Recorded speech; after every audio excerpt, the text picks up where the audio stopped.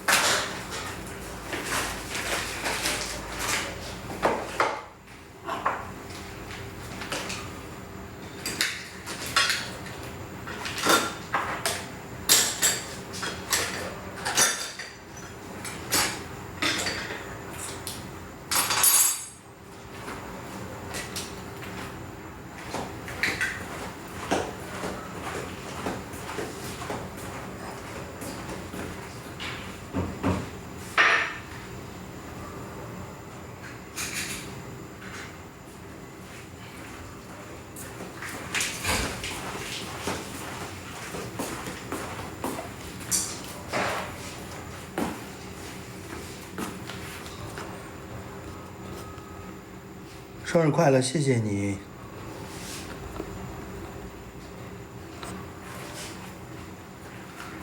图图在做长寿面。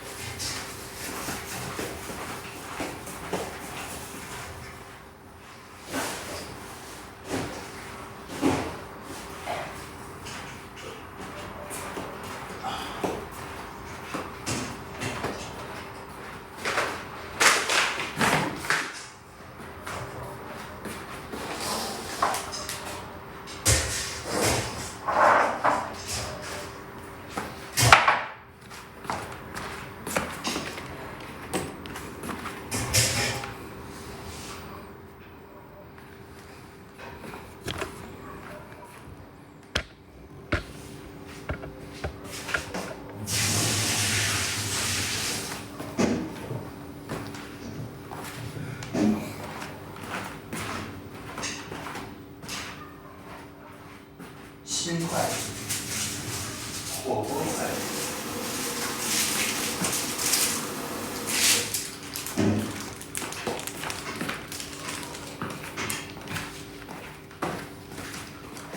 吃啥呢？勺子洗洗。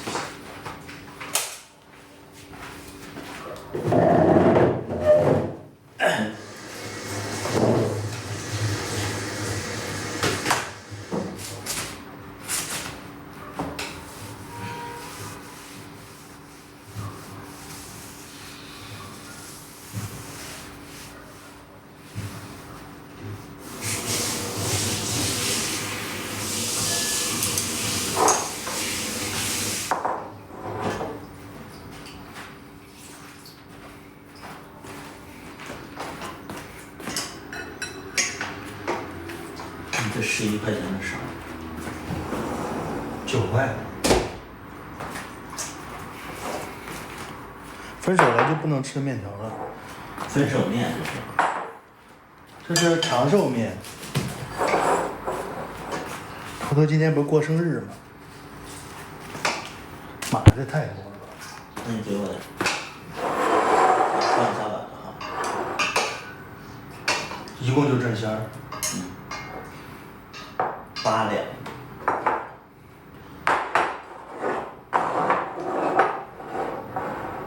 我这油放可多了。那这菜也吃不完。吃完下来吃，这个能放。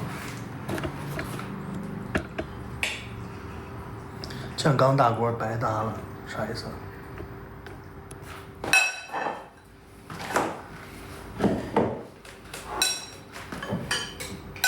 辣椒油，你给我快点儿。这咸的我都吃掉。够不够？我到哪了？应该够。面尝尝。你吃金针菇还是吃这个种菜？我不吃，我想吃那个泡辣椒。吃泡辣椒，你得抓紧时间吃。我快吃完了。开了，吃完才好。看，是这个底儿。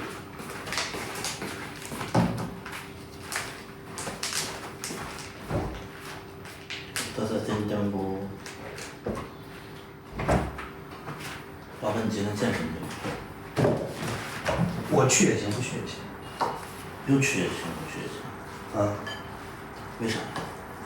你想让我去我就去，你不去我咋的？咋也分手？那去吧，吃完我就走。装都不装。公开了，就是演的。土豆真有心。他老婆怕他老婆被人拐走，那啥招都用。酸菜好酸。好吃吗？这个？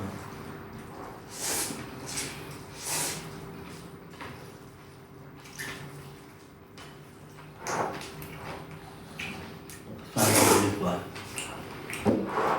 是不是啊？挺好吃的，不酸是好吃的。这辣椒有一点，你可以尝试一下，香香的。它这个就是微辣特香，人家标题就写。多放点，你不能骗我。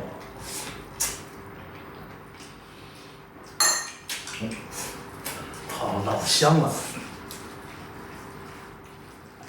老香了。今天还演吗？演，别着急啊。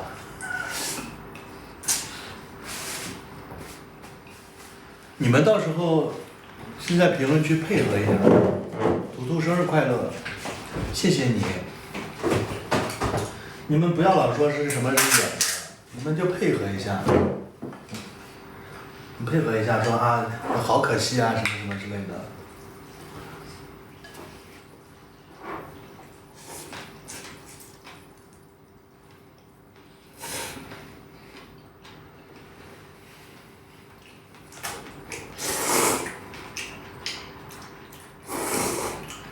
12点了吧？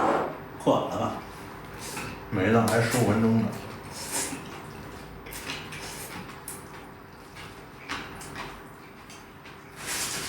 好饿呀！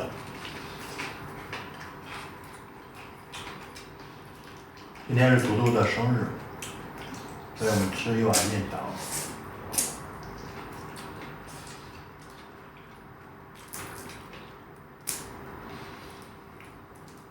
全是录播，不是录播。图图生日快乐！今天支付宝给你发了红包。啊？今天支付宝给你发了红包。好，等会儿我去看一下。我就在直播。等图图下播了去看一下。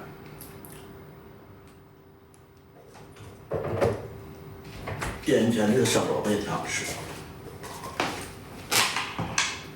把这虾剥了放着面里，就是虾仁面，酸菜虾肉面。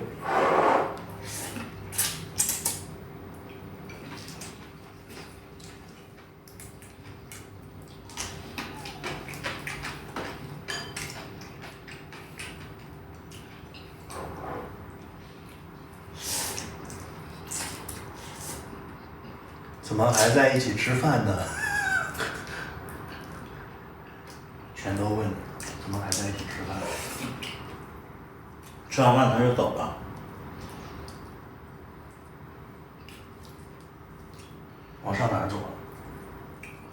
回河南，回河南。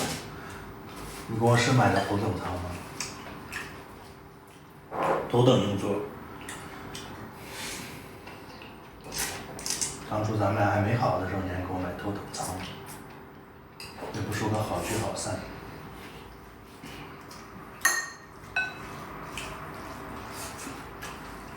这卤的有点不咸，你没放盐吗？放。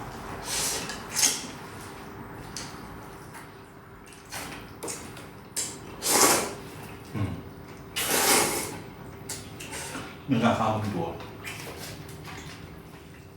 好吃，那就多放点，那一顿着吃完就得了。我说我没敢放太多盐。他回去吃河南的豆桌子了，要吃河南的饭团儿。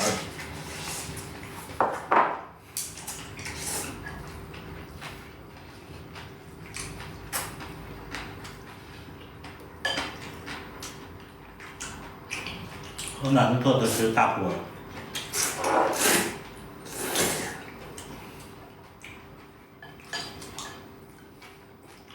石锅锅、地缸菜。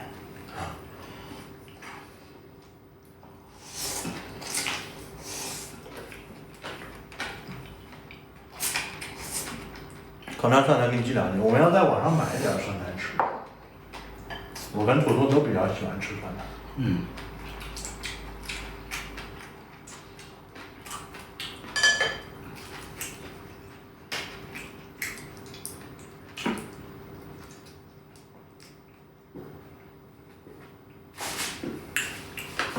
这个不如翠花。不如翠花，我是吃不出啥区别。太酸了。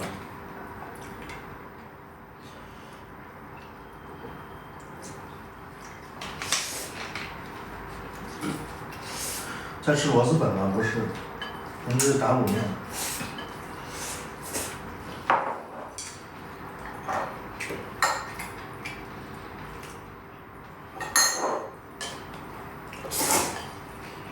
咱们睡一觉起来，烧心，就是食道。是饿了吗？不知道。好香啊，老香了。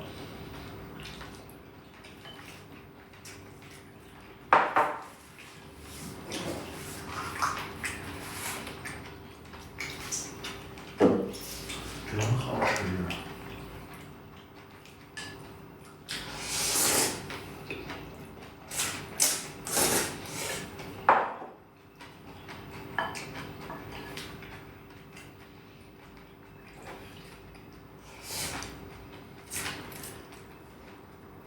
这点的外卖还是你们做的？我们自己做的，图图做的。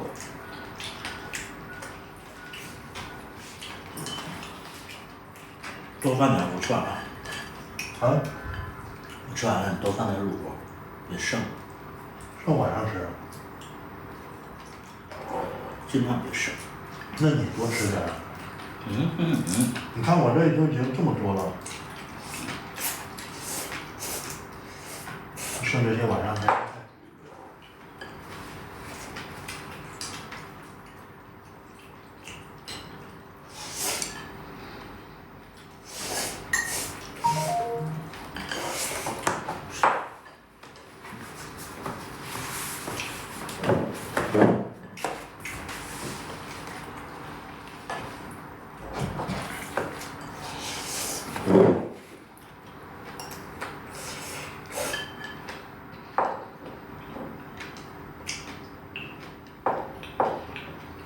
催我去健身房呢。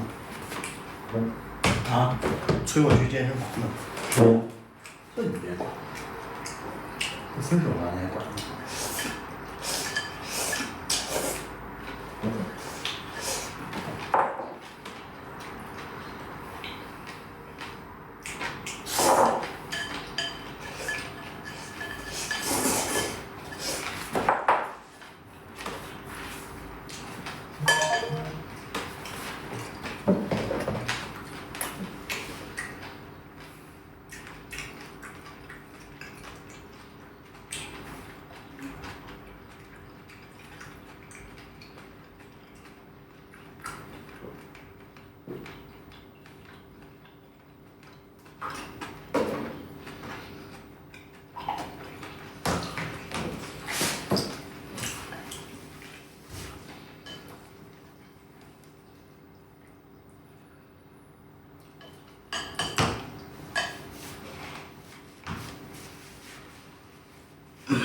吃完饭你就走了啊？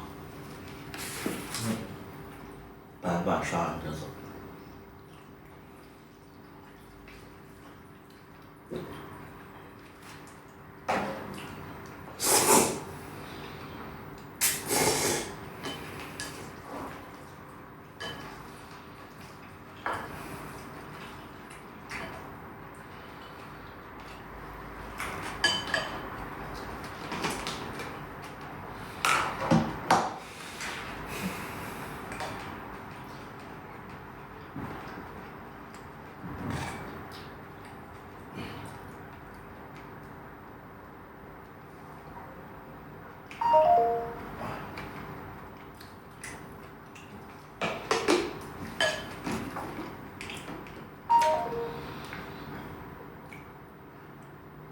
别吹了，我马上过去。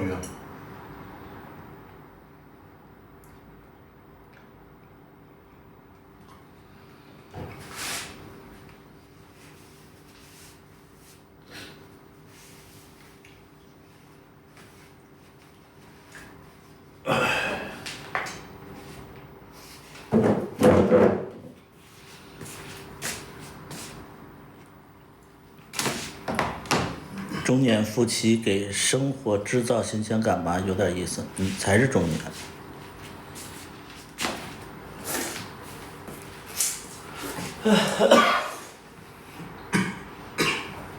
拿走对着你锅吧。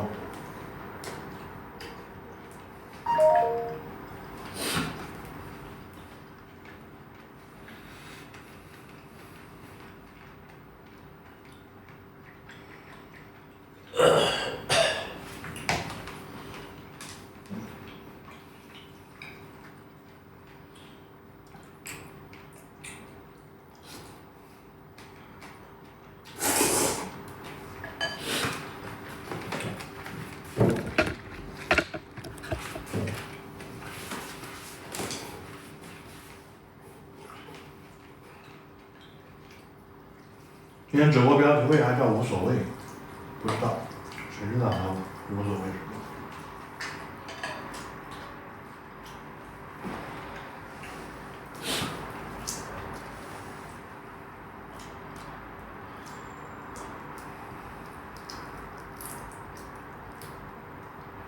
叨叨是左手吃饭的，不是，这个是前置摄像头。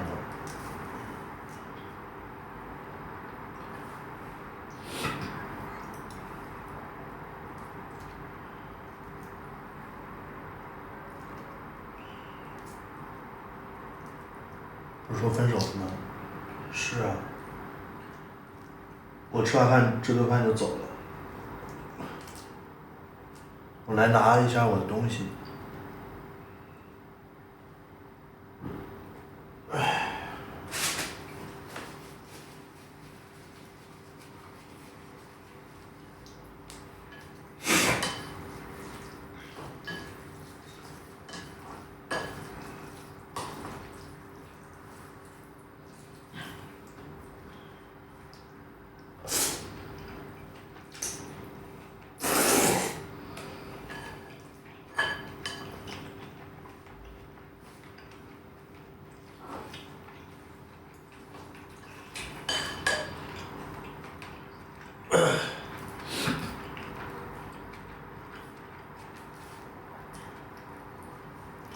可以看出来还是有点不舍得。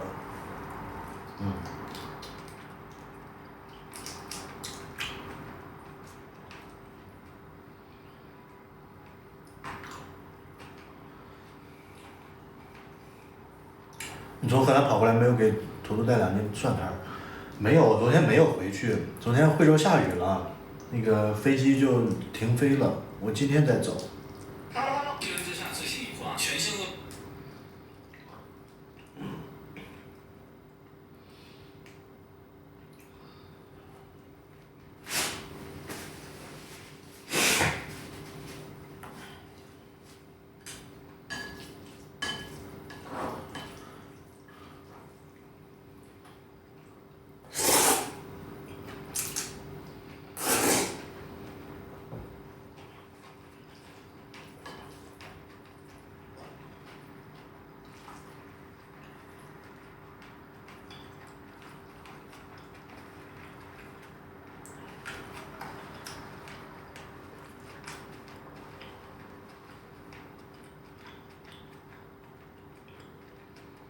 让易烊千玺学习一下什么是真正的演技。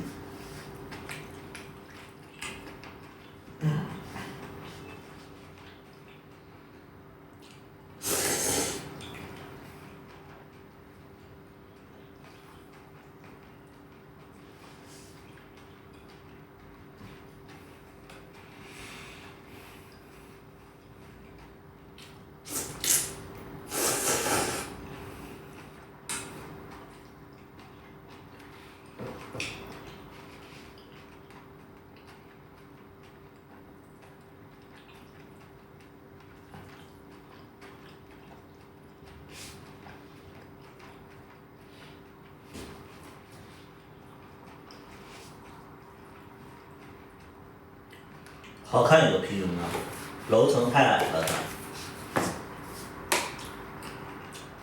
我接受不了阳台层。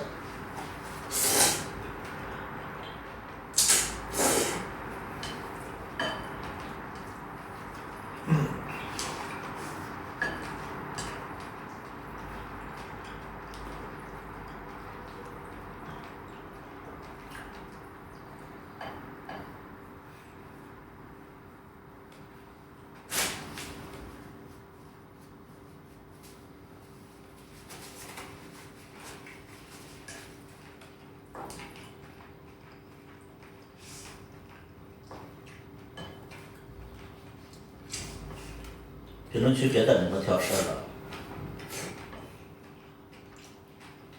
我对他的心意，我表达的一清二楚。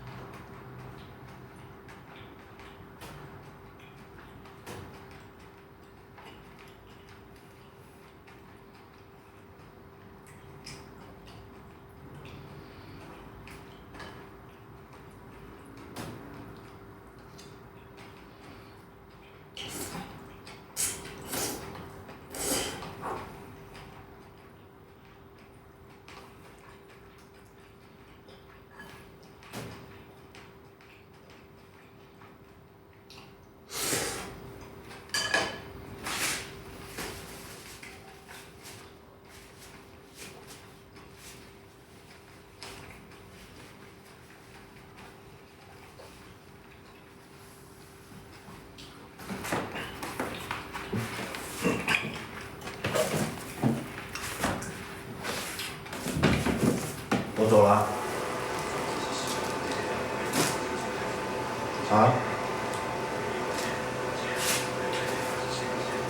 房子建面68，上面有16平，整个洋式一厅，民宿名为台北风口。是老客厅啊，房间楼层3楼，出行方便，总高7层，1层楼2家有。时光之线还是小学有公共学，小区位置便利，近地铁、近公交，停车也比其他老小房比过小，总价30层，没有是一套第2层的新家没有过小，总价33万，还金贵2房。房子是10小时地铁站旁边的59家服务。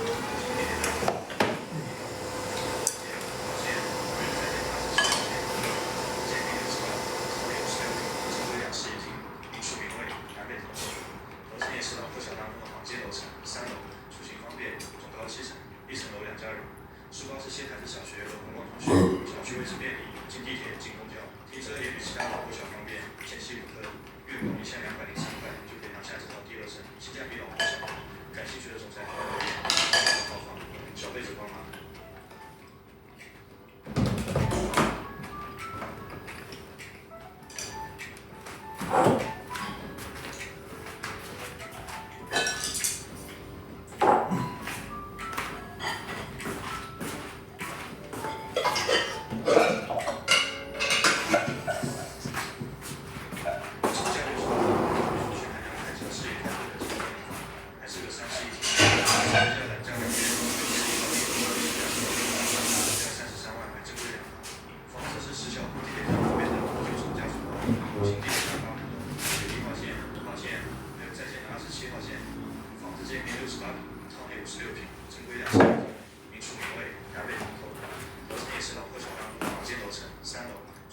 房地产等于就有专业的高专业性，你不能播这些东西，给你违规提示了。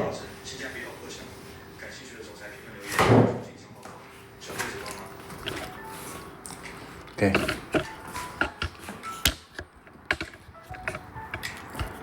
那你走吧。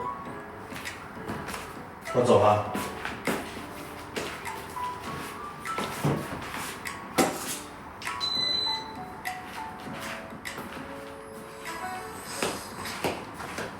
总价68万，又是一套地楼层的性价比。总价30。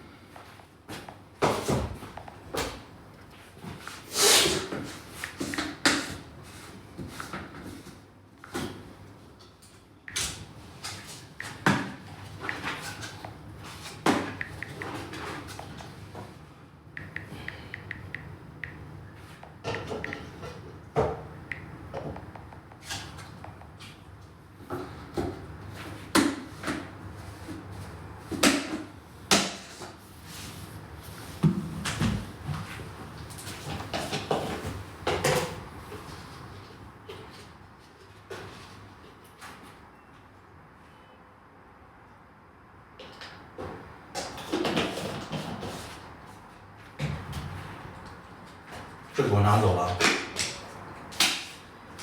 把车留下。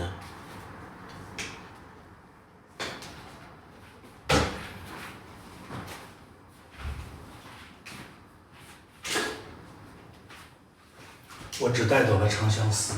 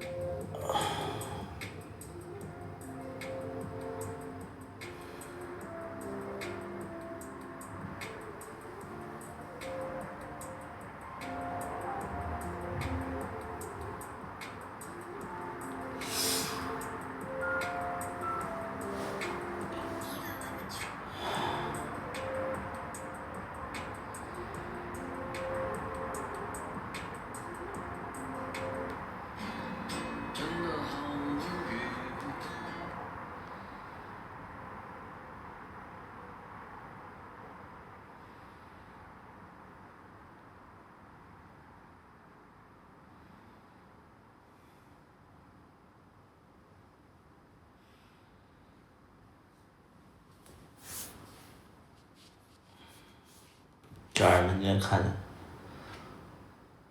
一段感情结束的时候，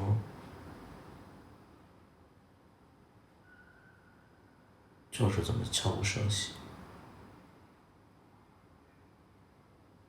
他把我给他买的东西全留下了，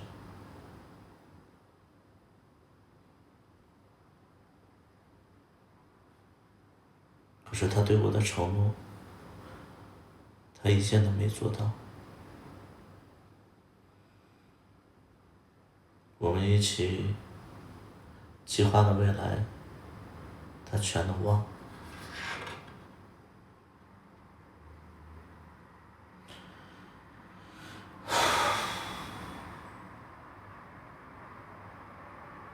不要谈恋爱，大家不要谈恋爱好吗？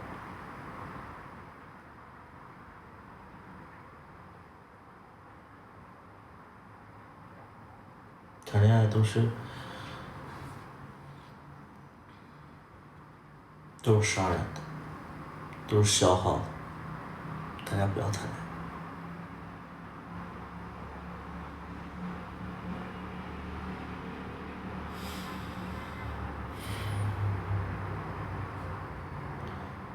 真没想到今天是我的生日，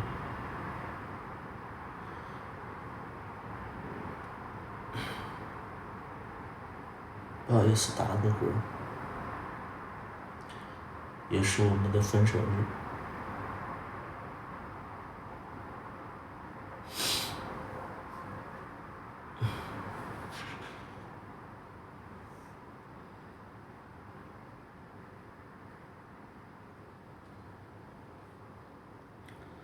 生日快乐，我对自己说。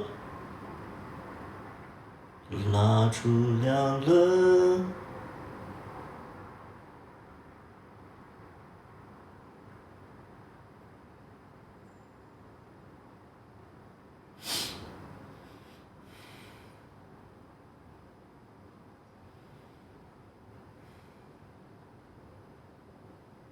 小爱同学，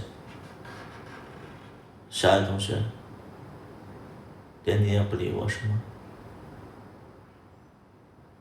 你也跟随他一起离开了是吗？小爱啊，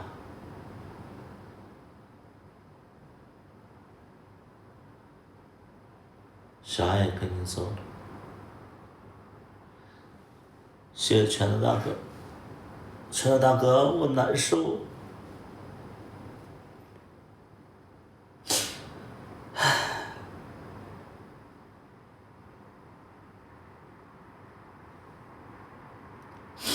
小爱同学，在。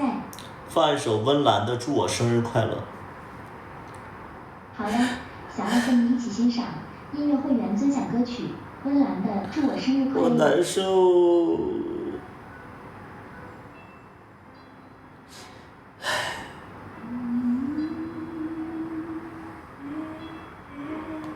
小爱同学，我在。大点声。相信不能改变什么，那么让我诚实一点。城市旁边有不能控制的宣泄，只要关上了门，不必理会。回忆呀，不要再侵蚀我的记忆了。哦，不。No，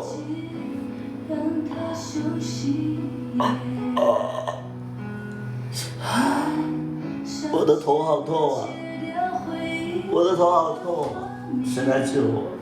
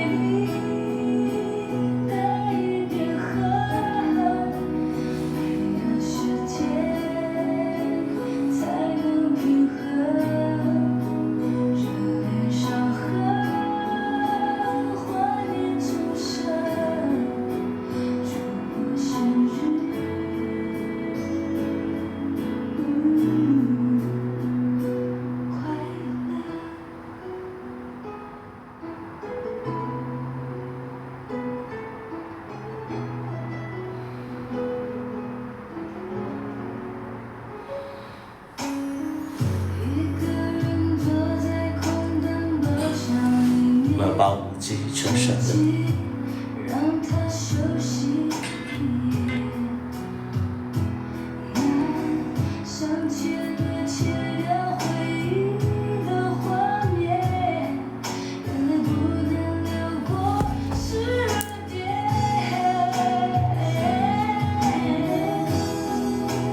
我对自己说，它注定了寂寞凉了。生日快乐，泪也融了。我要谢谢你给的，你拿走的一切，还爱你。我错了，你回来好不好？我求求你不要离开我好不好？才能平衡。我答应你，给你买那个健身补剂，幻灭重生。下次你上科技的时候我陪你一起去。那些科技也还是少用，不是差钱。我再给你买个倒蹬机，你一直说你不想练腿。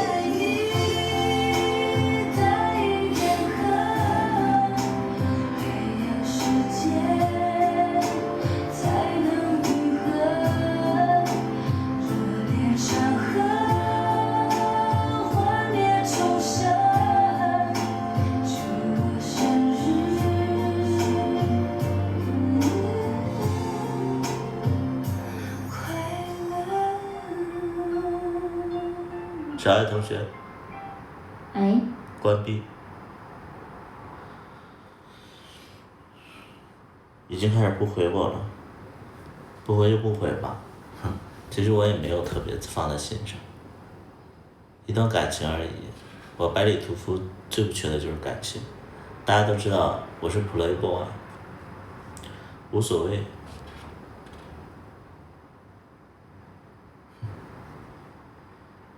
我最不缺的就是感情。想上我戏的人也太多了，你只是上过我戏其中一个人而已。哼，哼。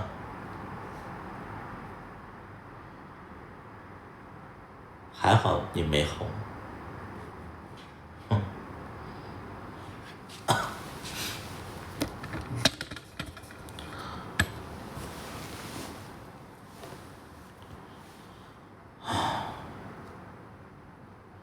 你有机会吗？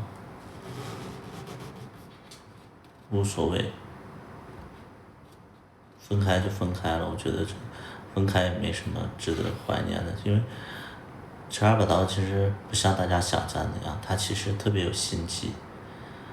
你们也知道，就是风象星座，它其实是风象星座，天秤座，非常有心机，非常有心机。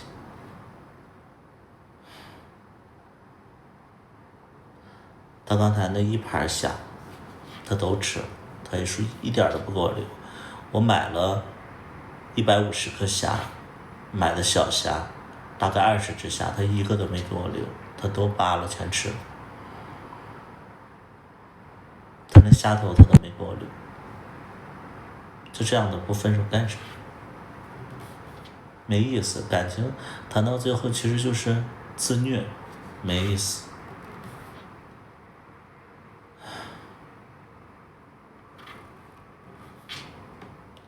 你有机会吗？你没有机会。我现在封心所爱了，我特别难受。唉，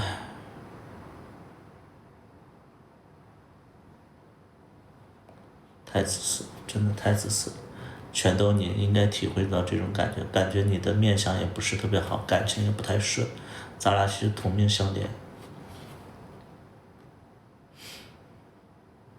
你应该跟我一样的经历。现在可以上位了吗？谁？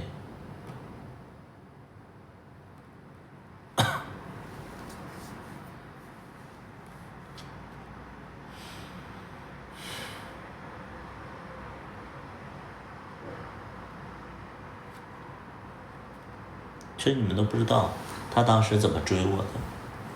他当时就是，他一开始看我的剧嘛，然后一直就是留意我，揣测我，然后直到就是说我拍新剧了，然后他就，他说是他前任怂恿他来报名，其实是他自己早就筹划好的，包括他知道我喜欢那种就是，圆脑袋，他之前他因为他健身，他玩科技嘛，他脑袋是尖的，然后他故意就给我就是修圆了，他把那个脑型修圆了，他花了不少钱，完了他对外说，他说他做的那个植发其实不是，他是把那个头给他削圆了，他知道我喜欢头圆的，然后就来投简历，然后就私信我，他们健身的都玩科技，所以他渐渐的。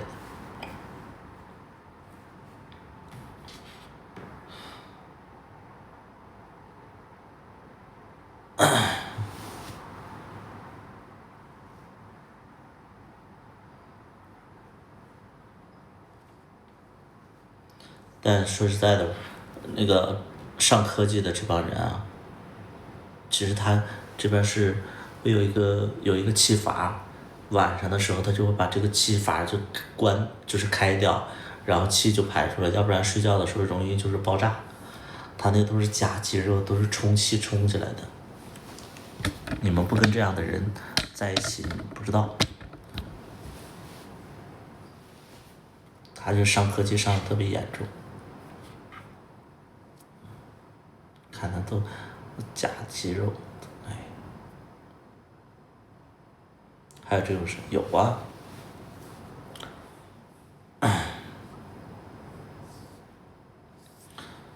这么吓人还有气阀有啊，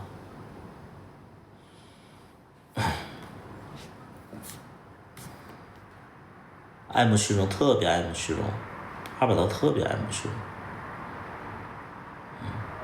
你看我今天买的小虾，然后那个他就一定要开直播，然后就是秀他在吃虾。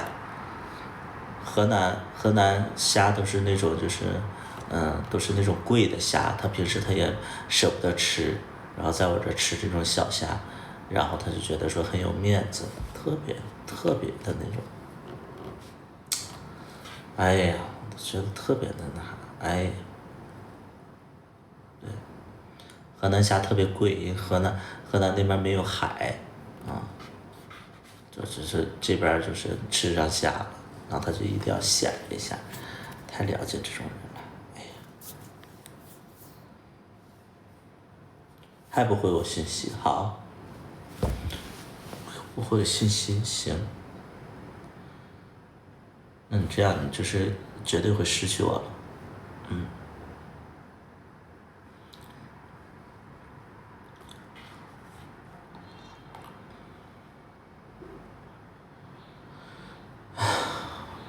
还不回复我，行吧。其实我也没想挽回。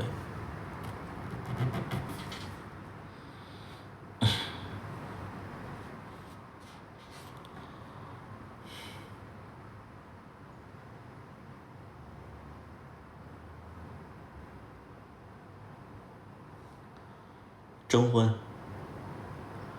我找一个小可爱，帮我找一个小可爱，我单身了，帮我找一个小可爱，1.73米左右，然后皮肤白净，不能有一点毛的，就像剥了壳的鸡蛋那种，年龄是在超过23的不要，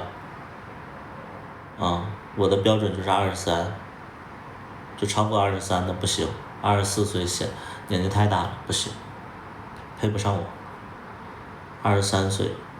然后1.73米左右，不要超过1.73米，超过1.73米也不行。然后头发不能自来卷，我讨厌自来卷，我喜欢那种，那个头发直一点的，对，分手了，征婚。今天本来想挽回的，先发现挽回不了，分手了。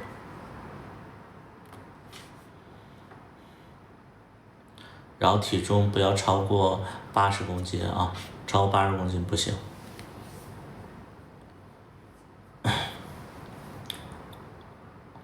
你要1还是0？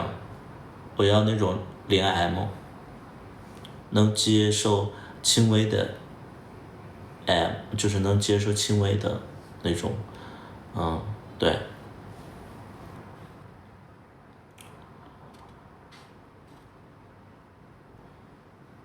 我是，我不会特别严重，我轻微的，我轻微的那个，对。17岁可以吗？17岁不行。那些因为年轻犯的错，就像秋天的落叶，早已经随风而过。你叭叭啥呀？我现在已经完全放弃你了，你不要在这块装徐志摩，好吧？好恶心，这种渣男，哼，好恶心啊！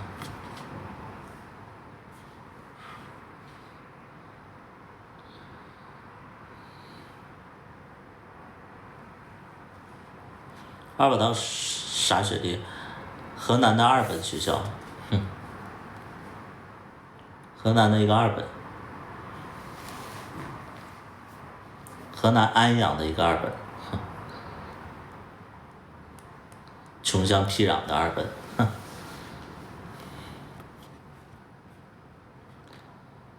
二把刀说啥了？二把刀说这个。那些因为年轻犯的错，就像秋天的落叶，早已经随风而过。就说你台词功底不行，一句话你说的连感情都没有，还是这么做作的时刻，居然还有人在你的评论区里说你演技最好，可笑，真是笑晕了。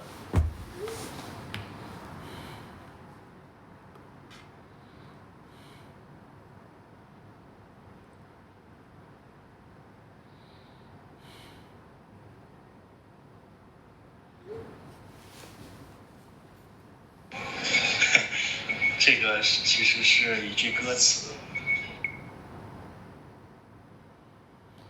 你唱歌也跑调，你说什么歌词啊？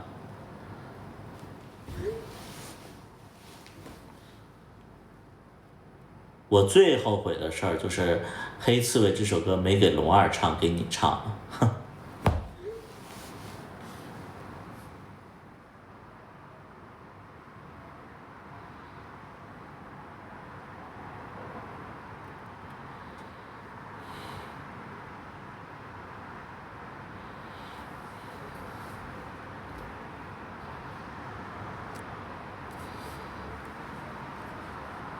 对啊，龙二多好，龙二唱歌又好听，演技又好，台词说的也好，声音也 man， 哼。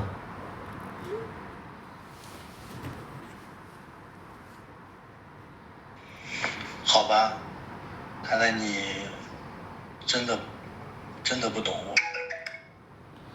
放那块说话半拉柯基的，哎呀妈，就这样还来演戏，真的是，你连说话都不流畅，你台词怎么可能流畅？你的情感怎么可能流畅？你真的不适合演戏，回家吧，回家吧你。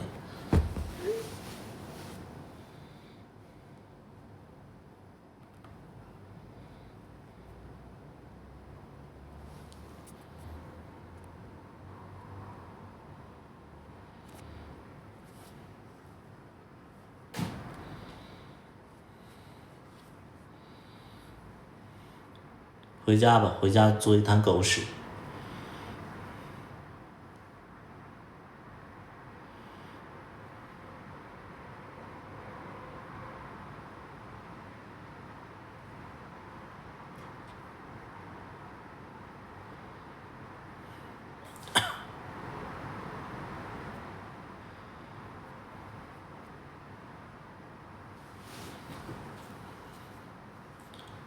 哥哥，我还是想你，哥哥，不要跟我分手，哥哥。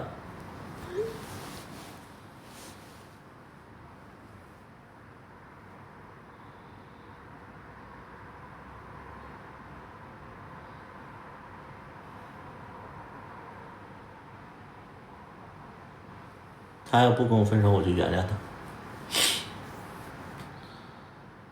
不然的话我就一直骂他，骂到他跟我复合。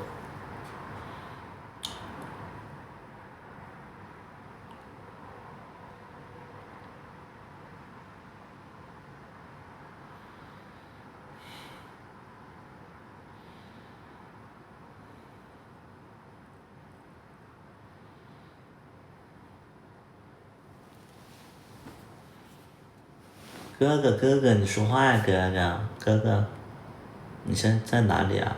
要不然你回来吧，以后都你说了算。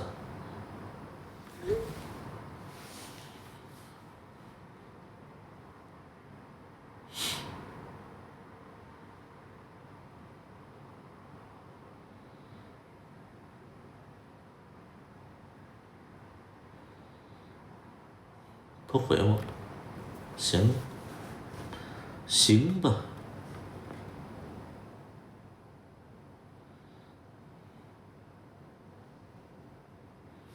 行吧。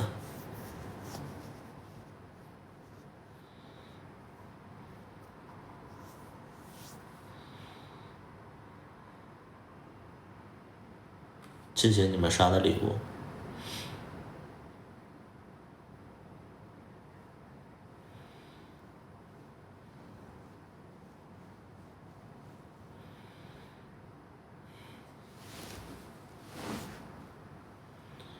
哈尼，要对你说声对不起。回家吧，回到最初的美好。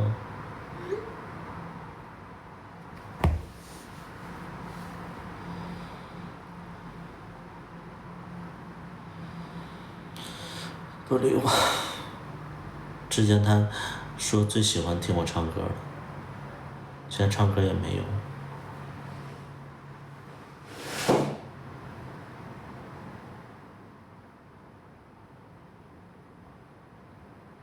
我以为是他回来了，是我想多了。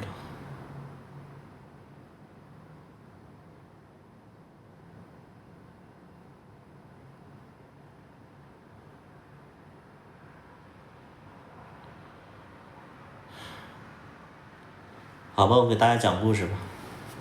我给大家讲故事，他肯定会回心转意的。我给大家讲故事吧。我为了弥补尴尬，我给大家讲个故事吧。我讲个故事吧。他不回我，我讲个故事。好吧，我讲一个故事，我讲一个我的故事。我讲一个什么呢？我讲一个故事。我讲一个故事。为了我尴尬，我讲一个故事。我讲一个什么故事呢？我就讲一个自己个儿的故事。我讲一个故事啊，讲一个故事，还不回我。讲一个故事，讲一个什么故事呢？我讲一个大家喜欢听的故事。讲故事，还不回我。讲一个故事，我讲一个就是讲一个什么故事呢？我讲一个故事，他回我一个问号。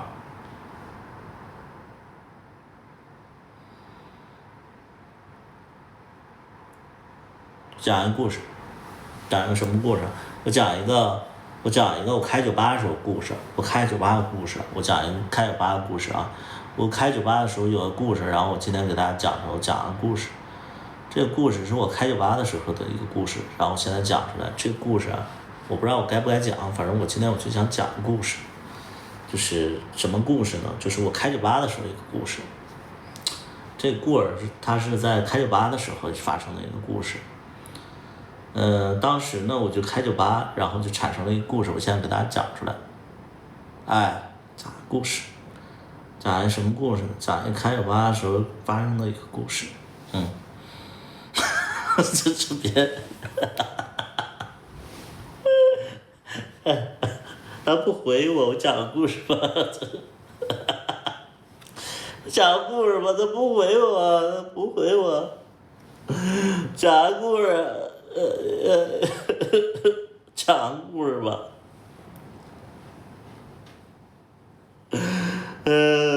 不回我，他回个问号，我讲个故事，讲个什么故事？我讲一个，我开小巴的时候，然后有一故事，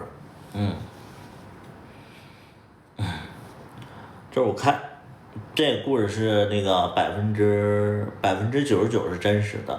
我为什么叫故事呢？因为我不应该就涉及到这个别人的一个真实的一个事儿，我怕对别人有影响。就是我在那个开小巴之前，然后我认识一个小孩儿，这个小孩儿吧，就是我们就是在那个接个地认识的，我们在接个地认识的，然后是在15年的时候认识的。我开小巴的时候是，开小巴的时候是在那个2021年了，然后就是都有6年了，然后我们6年前我们认识的，然后在那个接个地上，接个地你知道吗？接个地你们知道吧？接个地有没有知道的？有没有不知道的？有没有知道的？有知道的我就知道，不知道就不知道。有没有知道的？没有知道的，接个地不知道。接个地是什么？不知道啊。接个地没有人知道啊。那我还讲不讲这故事啊？知道哈，我讲，有知道我就讲。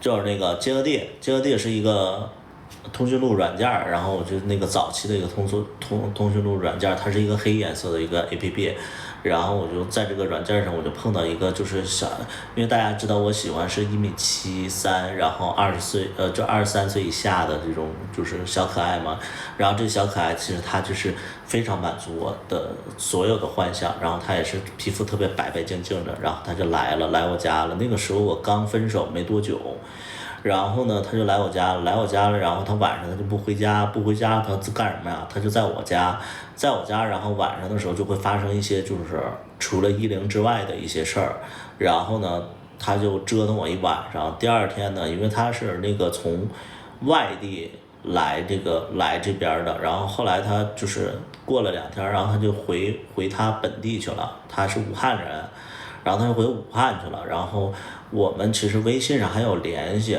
后来呢，就是他微信上怎么着，他微信上然后就知道我开始直播了。那个时候我刚开始直播，然后他知道我直播了，然后他说那你能不能给我唱一首歌，因为我直播都是在唱歌。然后他说那你在直播上能不能给我唱一首歌？我说你想听什么歌？他说你就不要想起我。然后我就唱了这首歌，你就不要想起我，你就不要想起我，就是田馥甄的一个歌。田馥甄是什么呀？田馥甄是 S.H.E 的一个成员。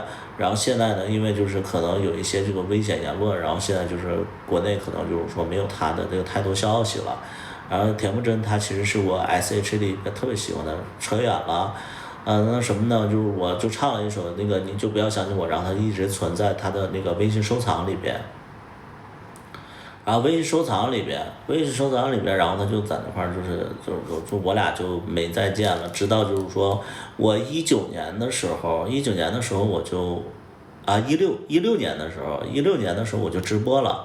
我直播的时候那个就开始赚钱，然后我那个时候就一直沉浸在第一任的那个情绪里边，然后我就为第一任写了很多歌，然后我就一个人去了那个广东，然后我就去那个广东就自己租了一个大平层，然后我就在那里边白天直播，晚上写歌。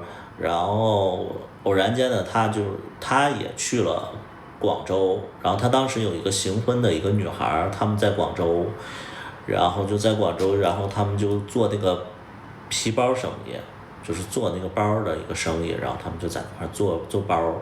然后后来就是他微信上看我在广州，然后他就想来广州，就是来我的地方，就是因为我是番禺区的郊区，然后他就来这个郊区来找我，然后我们就又见到以后，其实那段时间因为我沉浸在第一段感情里边，所以就是有人来看我，其实我非常开心，而且那段时间我觉得已经是魔怔了，然后有一个人来看我，其实就是心里就缓解了不少。然后他来看我，然后请他吃了个饭，然后过程当中其实我俩就不太说话，因为就是不太说话。我那个时候比较内向，他呢也比较内向，俩人吃饭的时候就是互相看手机。然后就是快吃完的时候，我就寻思就是说那个我说天色不早了，我说回去吧。赶紧回去吧。我说天色不早了，赶紧回去吧。其实我的本意是什么呢？天色不早了，咱们赶紧回我住的地方，然后那个就是促膝长谈一下。然后他听到的意思就是天色不早了，你赶紧走吧。所以他就是误会了，然后他就是就是吃完饭以后，然后他就走了。走了之后呢，然后我还一脸懵逼。然后他走了之后，我就问他，我说你怎么不来我家？他说我以为你让我走呢。我说没有，我说我希望咱们早点回去休息之类的。结果我俩就错过了。然后一直到2022年的时候，2022年的时候我就开酒吧，2021年的时候我就开酒吧了。开酒吧的时候，然后就是那个他突然就也是发朋友圈，我也是发朋友圈，然后他突然就跟我说话了，他说你怎么在深圳？我说你怎么的？你也在深圳？他说对啊，我也在深圳。然后我说你怎么在深圳？他说我对象在深圳。我说你对象在深圳？他说对啊。我说那我在深圳开酒吧。他说你在深圳开酒吧？我说是的。然后他说啊你在深圳哪开酒吧？我说我在罗湖开酒吧。我说你住哪儿呢？他说他在南山。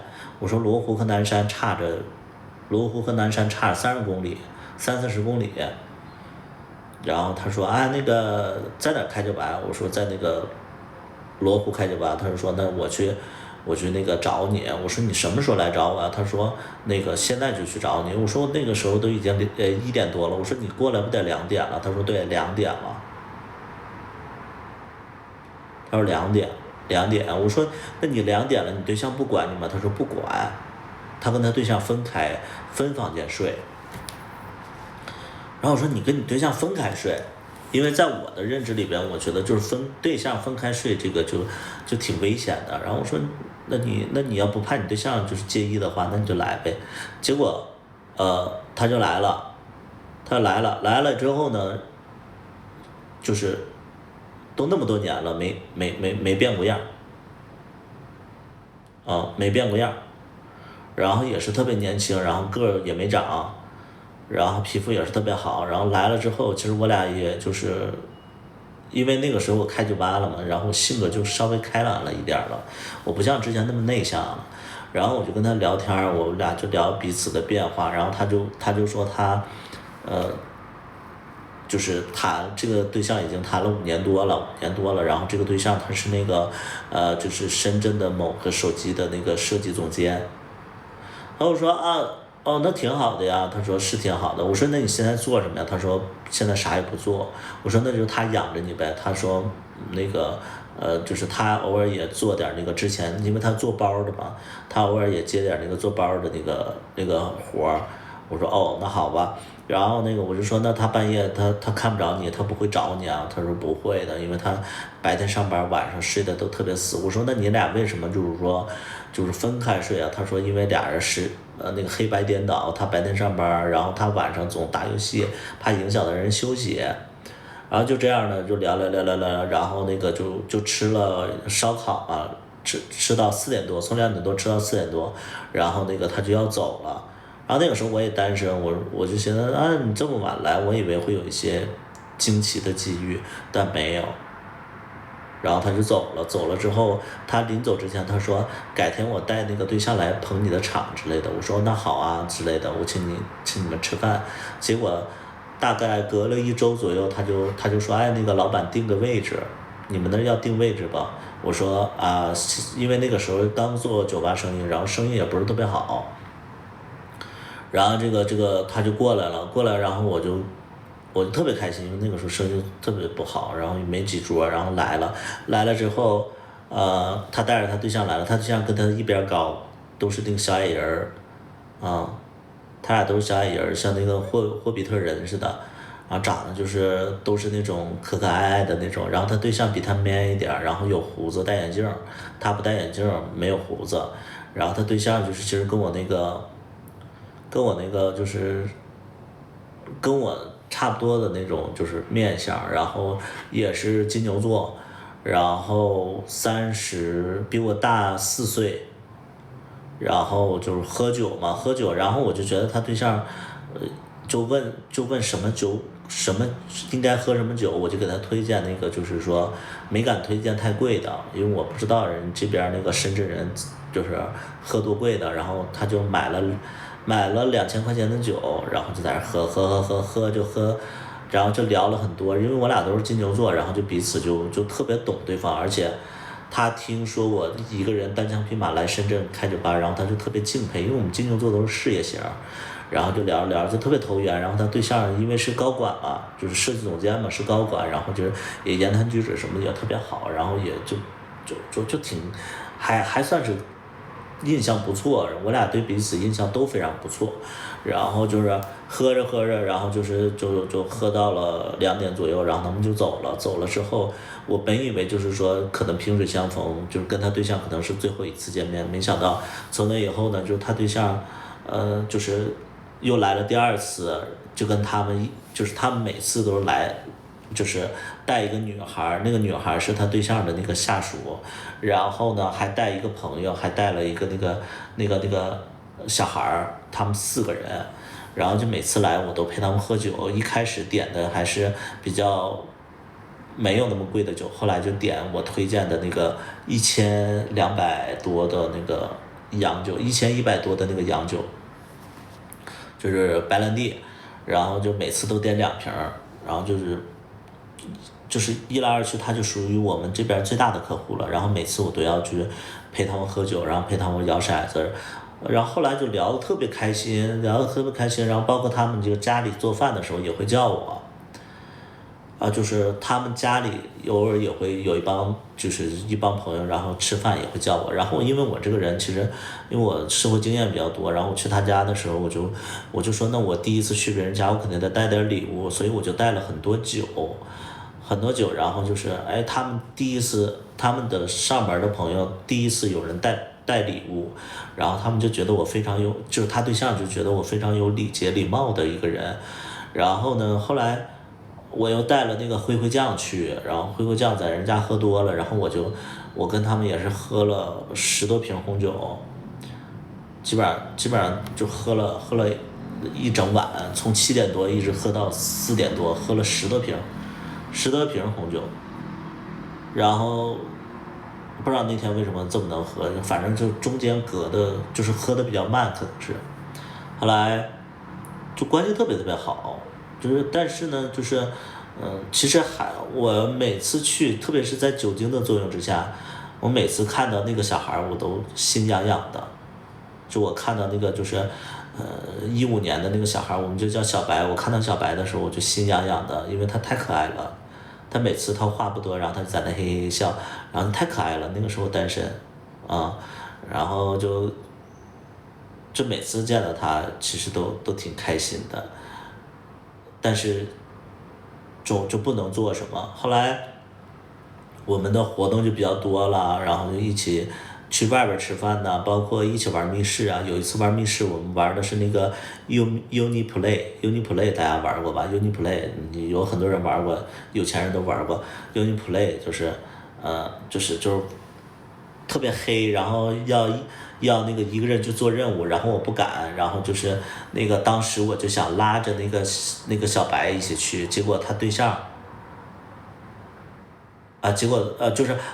就是我就拉着小白去做任务，然后那个就是小白就跟我一起做任务，然后我俩手牵手就去做任务，因为特别黑嘛，谁也看不见，然后我又害怕，然后那个小白就拉着我，小白是一个坦克，虽然小白是个0，但是他是个坦克，然后他拉着我的手在漆黑的那个街道旁边，然后我们就做任务，然后那一刻就是感觉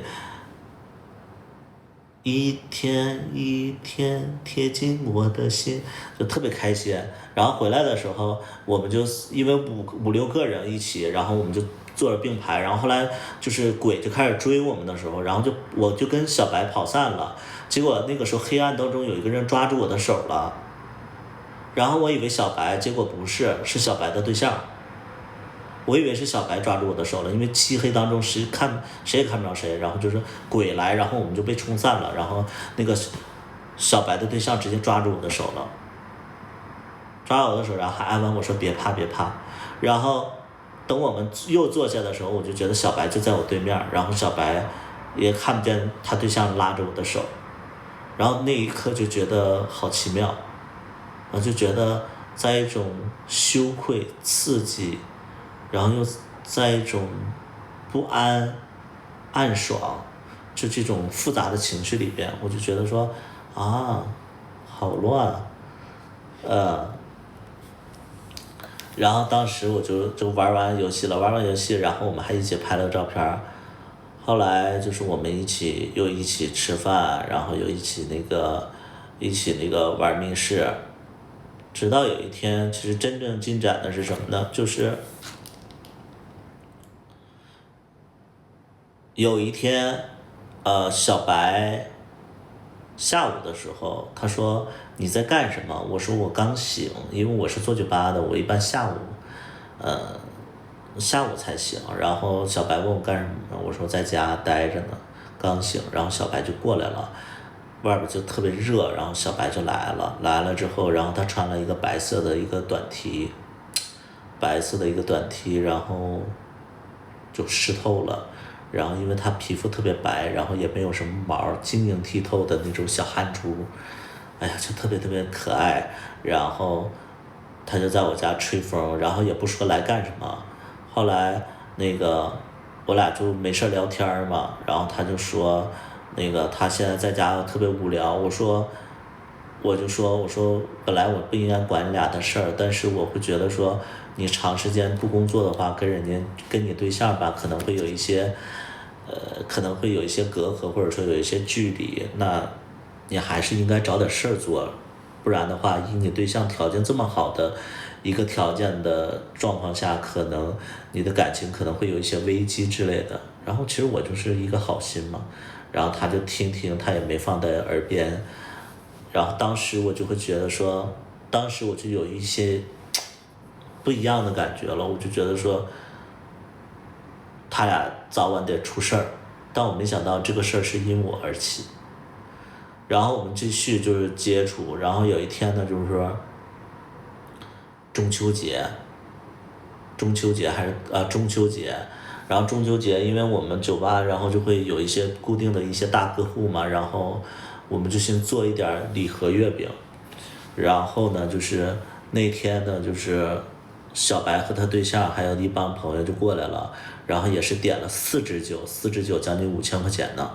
然后我们就在那块喝酒喝，然后因为喝的比较急，然后小白的对象还有小白的对象，然后就有点喝多了，然后我也有点喝多了，然后我就去上厕所。等我上厕所的时候，就看小白上厕所刚回来，然后我就在我们店的门口，我就拉住，因为店门口是有一个大门的，然后小白的对象在里边，然后拉着小白在那个我们店的门口，我就突然拉住他，然后他就看着我笑，然后我就因为我也喝多了，然后我就亲了他嘴一下，我就隔着那道门，然后亲了小白嘴一下，然后因为当时真的喝多了，然后就特别就觉得心里还是喜欢他。然后紧接着我们就当做没事儿人一样，然后就回座位上了，然后也是一起喝酒聊天儿。然后等走的时候，然后就是小白的对象已经喝多了，然后他们就是因为我们那个电梯就是他们就按电梯了，就在我们店门口。然后他们按电梯就要下楼的时候，然后我突然说，哎，你们的月饼没拿。我说那个给你们拿的月饼你们没拿走。然后小白的对象，然后就跟我一起回那个他的座位，就是之前他的那个桌子位置上去拿月饼。然后拿完月饼以后，因为那个电梯马上就要下去了，然后小白他对象也比较着急，然后就着急往前走嘛，但是他有点喝多了，一个踉跄就是栽倒在我怀里了。就他转身的时候，他也没有站稳，然后那个就撞到我怀里了，然后我不知道为什么，我感觉到小白对象就是亲了我一下脖子，然后我就觉得可能是我多讲了，因为他没站稳嘛，因为我觉得可能是没站稳，然后因为他倒在我怀里，因为他个不高嘛，他可能能够着我脖子，哎，他个不高，他是霍比特人，对，他霍比特人，他个不高，然后他就一下就亲我脖子上了。你要正常的话，像二把刀，呸，我那个前任二把刀，他可能就亲我耳朵了，哎，不是，他就亲我脖子上了，因为他个儿不高。然后呢，我当时我就其实就有点察觉，但是我也没多想。后来就是有一次我喝酒，然后就喝的特别多，然后小白的对象就也是一直护着我也是一直护着我。再到后来就是因为那段时间我养狗，然后就是总咳嗽，我一到季节性哮喘，然后我就总咳嗽。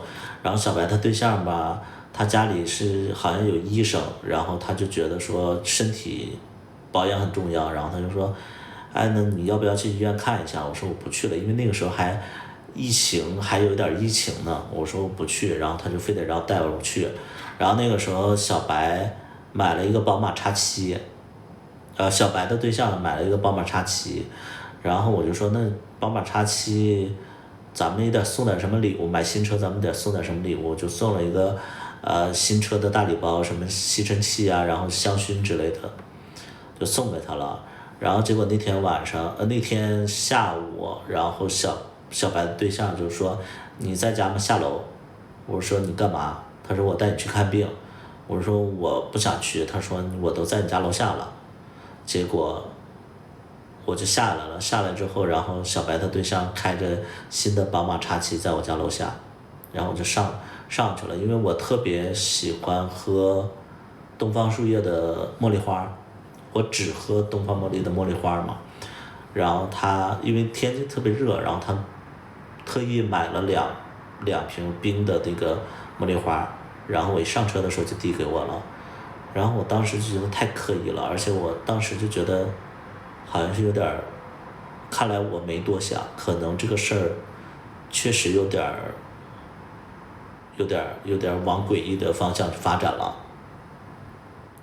但是呢，我也拗不过他，然后我就跟他一起去看医生。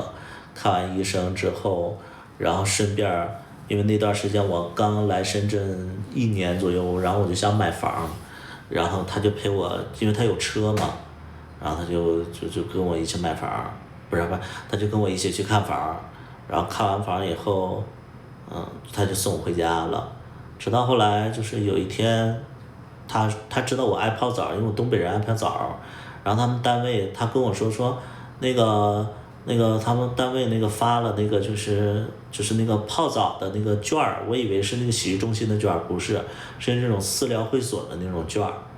然后呢，他就说你没事你过来用了吧，他说他也不喜欢用。结果我就说那我请你吃饭吧，结果我就去了，然后我俩一起吃了个饭，然后他送我去那个泡澡的过程当中，就有快递给他打电话，然后就说那个快递他就让那个快递明天再送。我就很好奇，我说哎，那个小白不在家吗？他说小白在家。我说那他为什么那个不能起来拿一下快递呢？他说因为小白那个白天睡觉。然后当时我就觉得哎，这种生活模式真的有一点点奇怪，就是他睡觉是有功的，然后小白对象也非常宠着他，就是不想打扰小白睡觉，所以就让那个快递明天再送之类的。然后我就说我说那个你还挺爱那个小白的。然后他说其实感情早就出了问题。我说出了什么问题？他说每次他下班回家的话，小白连灯都不开，然后屋子也特别乱，也不收拾，然后就在那个黑暗的角落里在那块打游戏，然后回家了也吃饭也不好好吃，俩人也不在饭桌上吃，然后包括睡觉俩人也不在一起睡，分房睡。他说就感觉就是说很孤独这段感情。然后我听了以后，我就觉得说果然跟我预想的一样，就是一个人上班，另外一个人不上班，这样的感情其实就会出问题嘛。后来我就去泡澡了，泡澡晚上就一起吃饭，泡完澡晚上一起吃饭。然后我就觉得就应该带着小白，然后就把小白也叫着了，然后小白问了一个问题，他说你俩怎么会在一起啊？我说因为那个下午那谁跟我说那个有一个泡澡的那个东西，然后就给我，然后我就过来了。然后小白就不吱声，然后大家其实都比较沉默的，就是吃饭。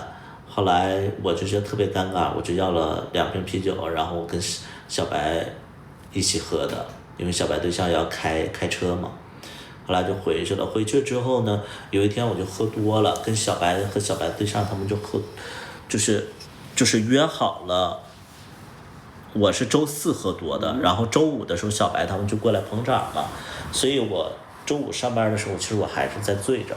然后小白对象就知道我喝醉了，然后就说，那你要不要那个就是那个喝点汤之类的？我说好啊。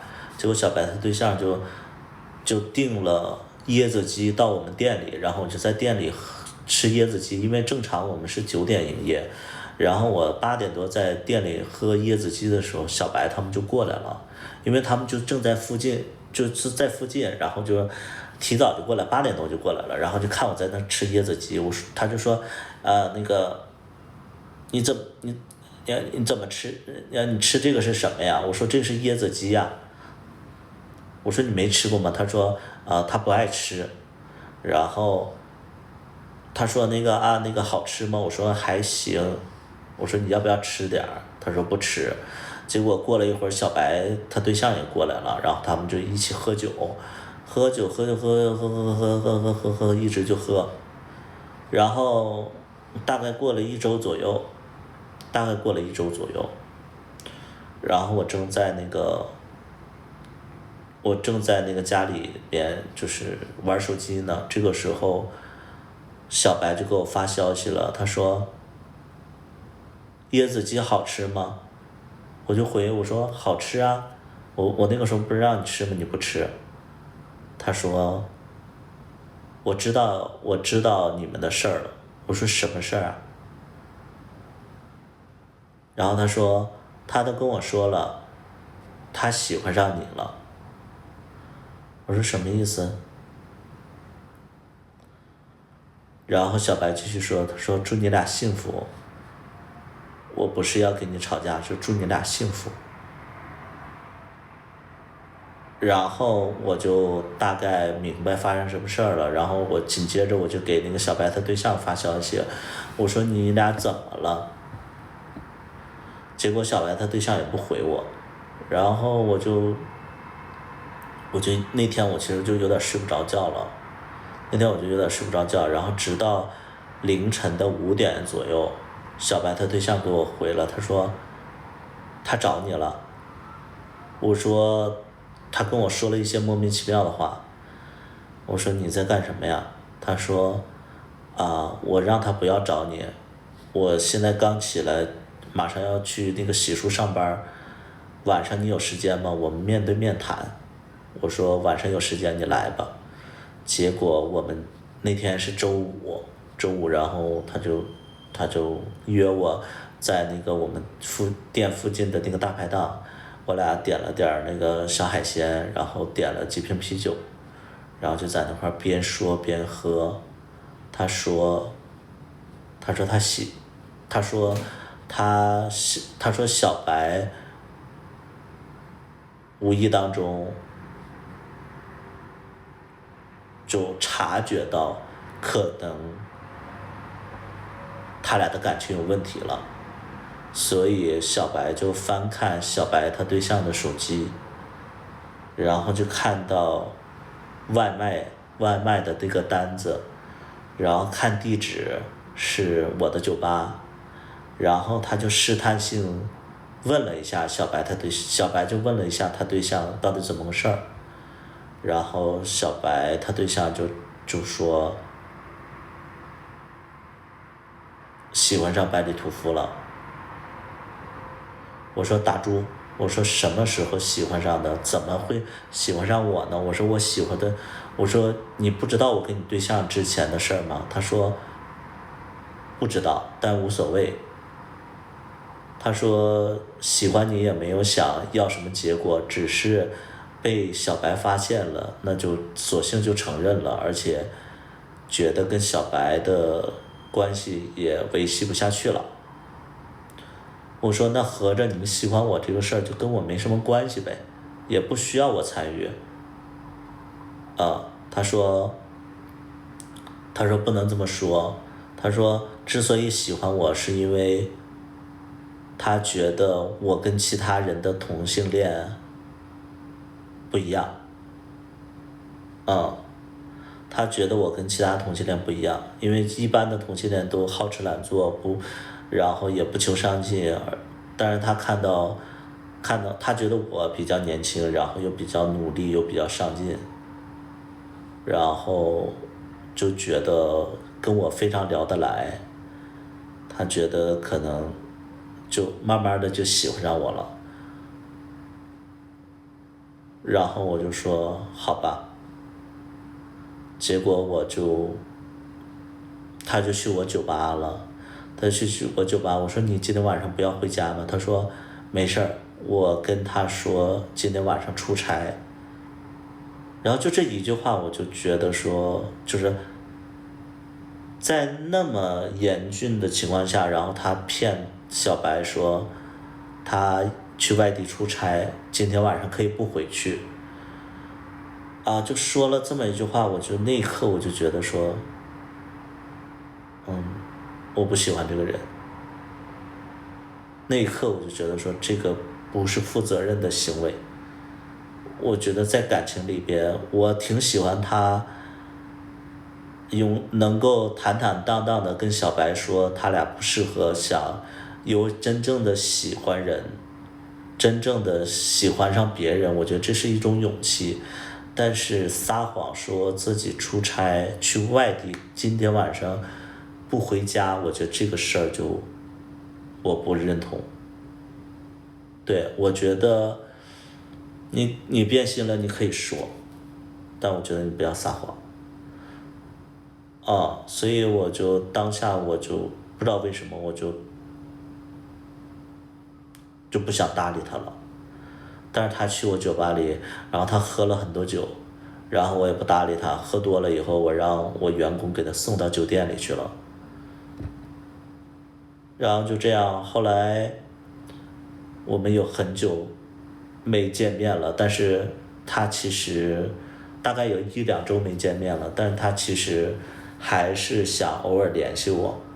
直到有一次我在直播上讲了这个故事，他可能正好看见我在直播，从那以后他就不再联系我了，然后甚至跟小白复合了。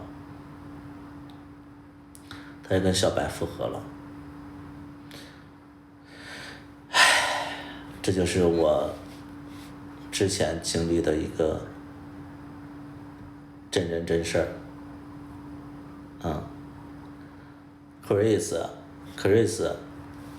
Chris 你好，我现在单身了，你可以勾引我了，来勾引我吧，来 Chris，咱俩一直都差一点，就差一点啊，差一步没满。对，我现在单身了，你可以勾引我了。单身了。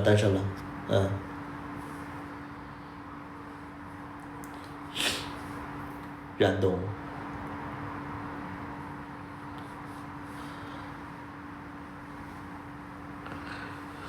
叨叨是谁呀？不认识，这个直播间里没有叨叨。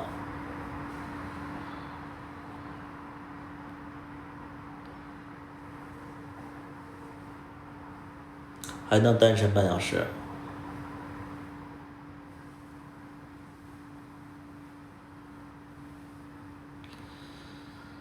差一步没满。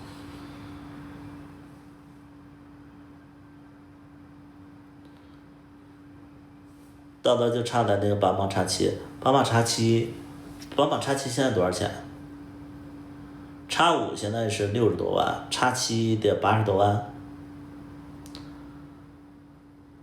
而且他那年应该车还没降价，降得这么邪乎。宝马X7蛮厉害的。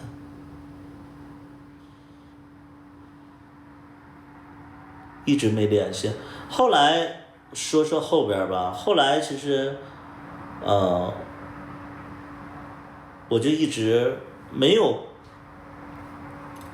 办法跟他们联系了，因为我就觉得说，可能直播看见了，那我就也不知道该聊什么，就是把我真实的想法都直播出去了，然后我也不知道该聊什么。再过了1年左右吧，1年还是2年左右，每一次其实我们聚会都会有一个女孩，那个女孩是小白他对象的员工，是他的下属。然后我跟那个女孩其实聊的也比较聊得来，然后直到有一天，那个女孩总发朋友圈，然后我就没事就会回复，然后那个女孩就说：“哎，你最近怎么样啊？”之类的。我说还挺好的之类的，然后就说改天聚一聚。结果那天我就特别想吃日料，然后我就约这个女孩，我说一起吃个日料嘛，我们开 C 嘛，然后我就跟这个女孩去深圳的蛇口，也是南山嘛，就吃了个日料。然后这个女孩就跟我吃日料的时候，她说：“怎么样？你想问你就问吧。”我就说她现在怎么样？她说：“你是指小白还是他对象？”我说：“都有吧。”她说：“他俩复合了。”我说：“我猜到了。”然后她说：“小白他对象2年没上班了。”我说：“为什么辞职啊？”她说：“因为公司里勾心斗角，然后再加上总监这个职位吧，大家其实就是会尔虞我诈的那种，她有一点受不了。”然后我自己有猜想，我说那可能也是因为金牛座，我了解金牛座，金牛座把感情看得很重要，然后我就觉得说可能也是因为我们这个事件影响了他，可能没有太多的心气儿了，所以他就辞职了。然后我说那挺可惜的，我说2年不上班，他真的好，就是因为我觉得设计总监他是一个设计类的一个工作，而且这属于有才华的一个工作嘛，所以我觉得2年不工作其实有点浪费，就浪费这个人的才能。我说那多可惜啊，而且这2年靠什么生活呀？他说他们倒不缺钱，然后谁也劝不了那个小白他对象，因为小白对象平时就是领导嘛，所以谁也不敢去劝。然后那个女孩就问我，她说：“那你现在对小白他对象你是怎么个想法嘛？”我说：“什么想法？”她说：“你要去找他吗？”我说：“我不想去找他。”她说：“那你喜欢过他吗？”然后我就陷入了沉思，我说：“肯定是喜欢。”但那种喜欢达不到爱情。我之所以喜欢他，是他综合条件，因为他长得、身材还有外形，其实是我的菜。再加上他事业有成，然后因为他才30，他比我大4岁，他是87年，应该是87年的。然后他靠自己在深圳买了一套，在南山买了一套房子，700-800万的房子，然后又开一辆宝马X7，然后又是设计类的工作。我说这个是很优秀的一个人，我当然喜欢，但是因为可能感觉上有一点奇怪。他说哪里奇怪呢？我说因为2个人都是付出型，都是那种偏E的那种个性，所以在一起吧，如果他那个小白对象对我好的时候，我会不自在。就比如说他做一些让我感动的事儿，我反而会觉得说，会觉得表演痕迹过重，或者说故作深情，就是会有一种没那么自然的那种情愫，就是反正就不自在。我说这可能就是我们为什么没走在一起吧。然后他说明白了，本来还想撮合你俩的。我说为什么你想送我俩？因为他说，因为他也觉得小白和小白的对象早就不适合在一起了。我说哦，后来我们就吃完这顿饭以后，跟这个女孩也没有太多联系了。后来我给这个小白对象发消息，因为那个时候我酒吧要关门了，小白他对象在我酒吧里还有很多存酒，还有没开的酒，包括卡里边还有1万多块钱的那个储值没花完。我说你过来消费吧。他说啊没时间过去，其实他就是不知道该怎么面对，也不想过来。然后就这样，我酒吧关了，他也没来消费，也没来把酒拿走，也是蛮唏嘘的。蛮唏嘘的，就是我觉得小白对象确实挺好的，确实挺好的，但是就是2个一嘛，能咋整？2个人都是付出型，因为我们金牛座就是付出型，金牛座就是那种大男人的那种感觉，然后跟他在一起，他为你做一些决定，你其实是非常不自在的。愿意做零，我觉得那个小白对象可以为我做零，但是我又觉得说有点奇怪。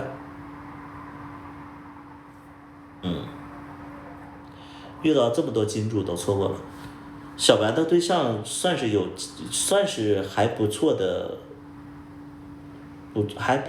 一个条件，但是绝对称不上金主吧。在我的认知里，金主是什么？金主是财富自由的人，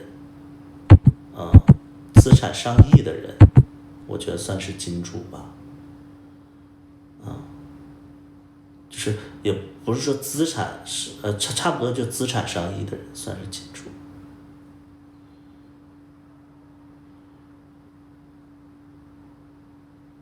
不是什么餐厅老板，不是。小白对象本来他俩现在还在一起吗？不知道，现在也没联系，因为小白把我删除了，然后小白的对象很久也不更新朋友圈，也可能也把我删除了，我不知道。我觉得小白的对象应该很受打击吧。我也是无形当中伤害了小白的对象，也伤害了小白，莫名其妙。你会惋惜吗？还想跟他俩做朋友，因为我在深圳其实没有太多，就是没有太多可以去聚会的朋友，因为我这个人生性比较寡淡，我其实一直都向往，就是说一大帮朋友一起去郊游啊，一起去自驾呀，然后一起去唱歌喝酒啊，其实我特别怀念这种生活。我其实是因为我生活当中就有点像你们看到的那种，因为我经历过太多人际关系导致的矛盾，所以我后期会社交比较表面，不太会涉及到生活，哪怕我跟小薇还有丹青的那种朋友的关系，就是其实小薇和丹青算是我很亲近的朋友了，但是我都会觉得说不要涉及到别人私生活，就不要涉及到别人私生活，就所以我觉得这跟我之前可能吃过的亏有关系，就是我会觉得我很羡慕可以一起去吃饭喝酒，但是一起去旅游，我很羡慕这种关系，但是实际上与人有这样的一些经历的时候，可能会有一点点沉重我不是说不相信别人，我是会觉得说，人与人之间的矛盾太多了，就是这个矛盾可能可大可小，我就不喜欢有矛盾的一个人。其实我现在，我不是觉得那是恶之类的，我倒没有说涉及到人性，我就是会觉得，再好的关系，如果分寸拿捏不好的话，也会有问题。所以我就索性就淡薄一点。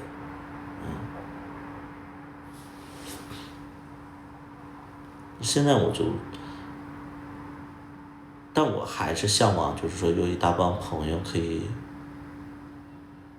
出去交友。你知道，就是，我有一个我之前在北京的时候有一个朋友，其实我跟他也比较聊得来，然后我们跟小薇也出去玩也会带这个朋友，但是我就不是一个不计较的人，其实我有点计较。我计较的是什么呢？这个人其实跟他聊天也聊得来，然后这个人也挺好的，然后性格也挺好的，但是我接受不了这个人的一个缺点就是什么呢？这个人从来不买单。就我跟小薇什么的，因为其实小薇其实跟我这么多年，我觉得就是我俩有一个默契，就是要不我买，要不他买，大多数都是我买，然后有的时候是他买，然后包括小薇有的时候也会请我喝酒，喝很贵很贵的酒，就是几千块的酒之类的。但是真的身边有一些玩得好聊得来的朋友，他们就从来不买单。我不知道这算不算是计较，就是我觉得大家一起出来玩10次，你哪怕有1次2次你买个单，我们都会觉得心里舒服一点。那你10次你都不买单的话，我就会觉得有一点点，不是说差这个钱，我是觉得这个人没拿我们当回事儿。那小薇可能不介意，我跟小薇说，小薇也发现了，但是小薇说不，她说她没那么介意。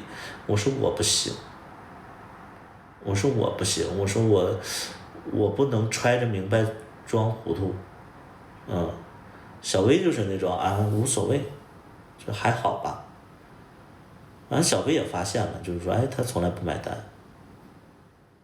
但是就我就觉得这样的朋友其实我就不太想接触，可能比较穷，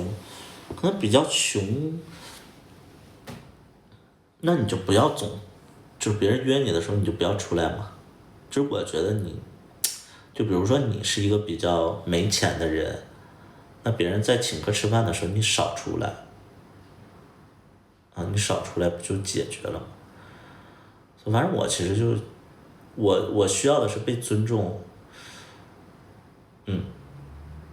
因为我在现实当中，我其实也比较，我刚出社会的时候，我也没钱，但是我会打肿脸充胖子，因为我觉得别人总请我，我会不好意思。如果我要参加这个饭局的话，我就得记住别人请过我吃饭这件事情，所以要不我不参加，要我参加的话，我就会回请，哪怕你回请的次数不多，但是你得让别人知道说，你这人是有良心的。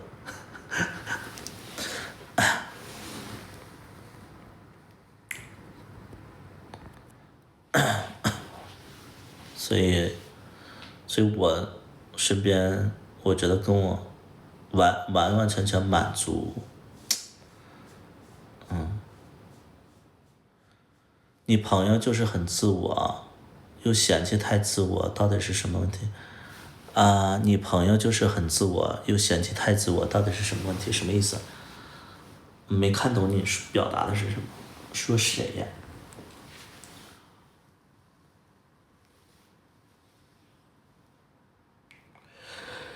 ？6分钟了。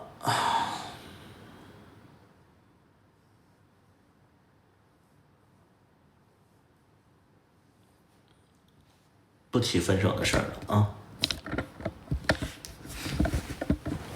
其实我记得我说到那个不请客吃饭这个事儿，其实我也有一个记忆，我当时确实是穷，我记得是我初中的时候，然后我跟我们班的班长关系特别好，然后这个班长是个女孩儿，然后结果这个女孩儿来哈尔滨的时候，因为我那个时候在大庆，然后结果这个大庆的这个女孩儿，然后来哈尔滨来上班儿还怎么着，然后就约我一起去吃饭，然后吃饭的时候吧，因为那个时候我就没钱，吃饭的时候就让就因为他也约了其他的女孩儿，他们3个女孩儿请我一个人吃饭的，然后买单的时候确实我没钱买，我说实话那个时候真的没钱。后来可能这个行为让我们这个班长有点不爽了，他紧接着就说要去 KTV， 然后他就拉着这几个女孩，然后非得要去那个 KTV， 然后 KTV 的时候他就有一点逼我买单。我当时我就觉得说，哎，我上学的时候跟这个女孩，就是跟这个班长关系特别好，但那个时候他逼我买单的时候，好像是100多块钱，我兜里只有50多，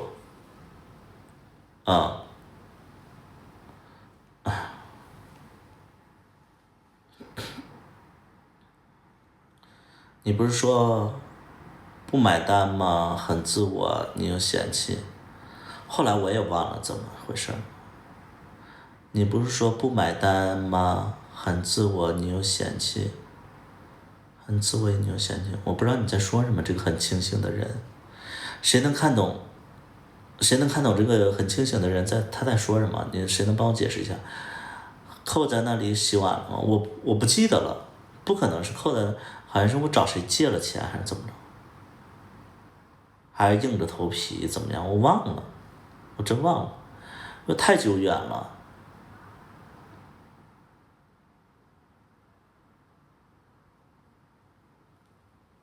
我就记得那个女孩，其实那个上学的时候跟我关系特别特别好，然后因为我不买单，然后她就逼我买单的那种，她就有点发怒了。她说啊，刚才我们买的单，然后这次该你买了之类的，我不管，我们走了，就这种。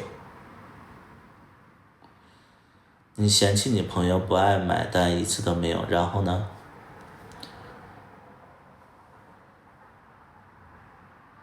一个清醒的丑人是没办法谈恋爱，然后呢？你不是嫌弃你朋友不买单，一次都没有，然后呢？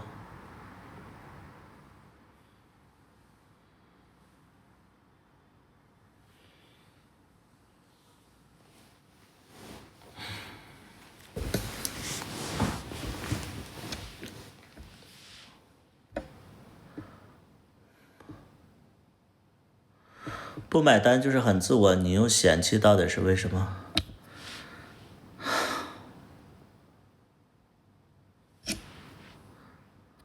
他的意思应该是，你看那个他说的对不对？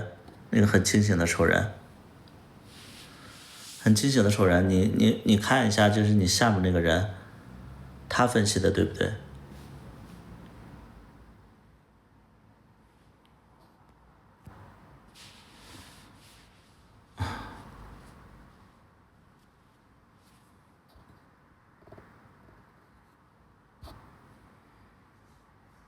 谁能帮我解读一下这个很清醒的丑人他在说什么？帮我解释一下来。我不知道他在说什么。不买单就是很自我，你又嫌弃，到底为什么？你说话呗，有个逗号吧，你有个逗号我或许能明白，你没有逗号。对，你没有逗号，我看不明白你在说什么。就很清醒的瞅人。你看你这句话说的，说不买单就是很自我，你又嫌弃，到底什么问题？不买单就是很自我，你又嫌弃，不买单很自我，我当然嫌弃，你怎么又说你又嫌弃？不买单很自我，我嫌弃，到底什么问题？不买单很自我，我嫌弃没什么问题。这就是我觉得就是有一点点奇怪的啊，就是你表达的东西就是他不买单很自我，我嫌弃很正常，这没什么问题啊。就是你说什么这什么问题？我不知道你在说什么问题。你打字你有逗号，你要表达清楚，你在表达什么？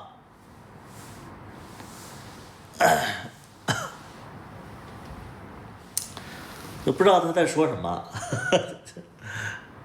我的意思是说，你嫌弃朋友又做好人，是不是左右为难？是不是左右为难？你嫌弃朋友又做好人，是不是左右为难？啊？啥呀？左右为难？哪里左右为难？谁做好人？你嫌弃朋友又做好人，是不是左右为难？谁做好人？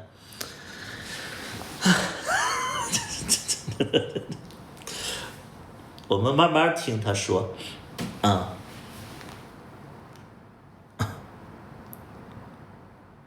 我们慢慢听他说，有点耐心。谁做好人？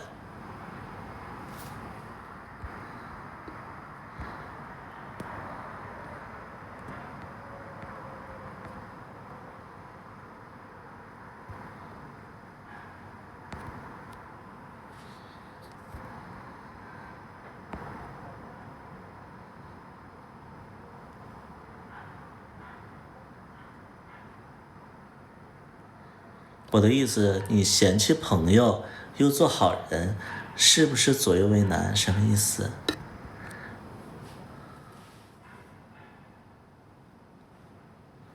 啊，我懂你的意思了。啊，那个一个清醒的丑人，我大概懂他的意思了。你嫌弃好朋友太自我，就不应该买单，结果又做好人买了单，是不是左右为难？我跟你分析一下，就是你嫌弃朋友太自我就不应该买单，结果又做了好人买了单，是不是左右为难？我跟你逐句的分析，就是说你的表达哪里怪啊？你嫌弃朋友太自我就不应该买单，这没问题啊，这句话是没问题的。结果又做好人，是不是左右为难？你这个左右为难用的有点奇怪，就是它不是左右为难，就是左右为难好像跟这件事儿不沾边儿啊。第二点就是，首先你这个词用的就成语用的不对啊。就是你这个你这个成语用的不对，不是左右为难啊，就左右为难这个词儿跟这个你讲的故事不连着。第二点呢，就是你嫌弃朋友太自我就不应该买单，合着我不买单谁买单呢？然后结果就是大家买单这个事儿也没规定说谁请客，对吧？也没就是大家一起，比如说3个人吃饭。就说一起吃点吧，然后我们吃饭吧，也不是说那种就是说说这顿谁来买单，也没有提前去说这顿该谁买，所以买单的时候你就不可能说买单的时候就大家都在那杵着，那肯定得有一个人买单，那我就是买单的，结果又做好人买了单，我觉得我这不是做好人，这怎么能是做好人呢？就是我非得做这个好人吗？就是这个买单是做好人吗？对吧？就是他不是做好人，他是就是有这个事儿就推在你必须得去做的一个事儿，明白不？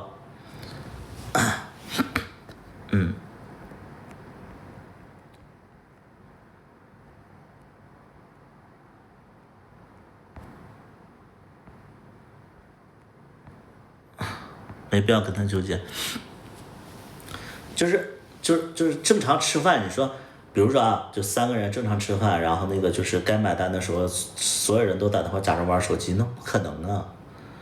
而且我们这个岁数也不差这顿饭钱，但是呢，我希望就是说朋友之间就是请客吃饭，就是说可能这顿饭你请了，下顿饭你请了，下顿饭还你请，总有一次另外一个来吃的人会要主动买个单，就是因为你总过来吃。总过来大家一起吃，那你就去买个单，就是以表尊重，不要就是不尊重别人嘛，对不对？就是对吧？就是谁也不差这一顿饭钱，这我也没有说就是他不买单，我就是很就是觉得罪无可恕，就是我只是会觉得说他长时间不买单的话，以后就吃饭就不叫他了。我就不叫他了，就是因为长时间这么下去，就觉得这个人，不有点我不被这个人尊重啊。相处就是 AA， 我们这个岁数很少有 AA 的。你35岁有 AA 的吗？就是可能 AA 是大学的时候，或者说刚出社会的时候，大家都没钱，或者说就是都没有说太多的物质条件。就是可能就35岁，我不知道身边35岁还 A 不 A，就是不太会，这都是轮流。对，我就不叫他了，我没有说别的，我就是不叫他了我就是不叫他了，基本上都轮流。对，那个是自然而然的，就是说，哎，上一顿那个你买的单，然后这是下一次我吃饭，那我既然来了，我就说那我买一顿吧，就属于这种。就是因为大家都中登了，都35岁以后，就是都快40岁的人了，你这个就是自觉性你要自己就是对吧不是我们交朋友吧，就是会觉得说，你没叫他，我也懂你们的意思。我也懂你们的意思，就比如说，你看你又叫了他，然后你又在意他不买单，对，这也是，对，就我懂那个就是什么那个就是那个不清醒的丑人，我懂他的意思了，就是我叫他如果说他不买单的话，我也不能嫌弃，对，确实是这样，就是我既然叫了人家，然后人家不买单，我还有点嫌弃，这确实是。不太对，就是从此以后就不叫他就好了。对，是这个意思。我懂他的意思了。我每次都做好自己付钱的最坏打算。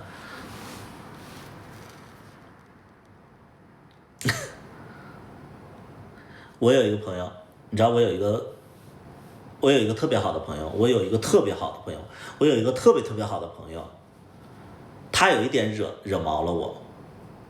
就是大家帮我分析一下，就是我这个事儿是不是我这个人是不是有点问题？就我有一个特别好的朋友，他一件事他惹毛了我，是我特别好的朋友他惹毛了我，然后我跟他不来往了。大家来分析一下我有没有问题？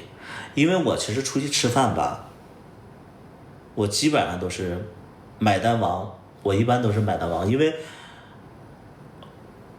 大多数其实都是我组织大家吃饭，所以我买单王也没问题我觉得这也没问题。就是我是特别爱跟别人就是大家一起聚会，然后组织大家一起吃饭的人，然后我是买单王。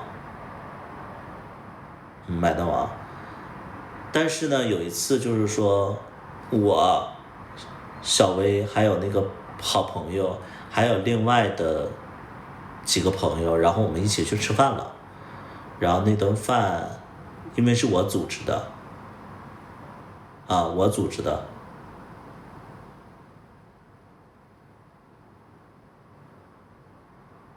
等一会儿我说完。那个因为是我组织的，然后我去买单，然后就是因为有不太熟悉的朋友，他说哎我来吧，他觉得说他去买单，然后我说你别抢，我去买。然后这个时候我那个好朋友就突然来了一句说你别管，他就爱买单。然后当时我正起身要去买单，我就听到这句话了，然后我特别特别的心里特别特别不舒服。我的好朋友对着那个要跟我抢买单的人说你们别买，你们别买，他就爱买单。然后这句话就是在我心里一开始就是非常不舒服，后来我就是怎么想都不舒服，所以我跟这人都不联系了。你们觉得我是不是很较真儿了？是。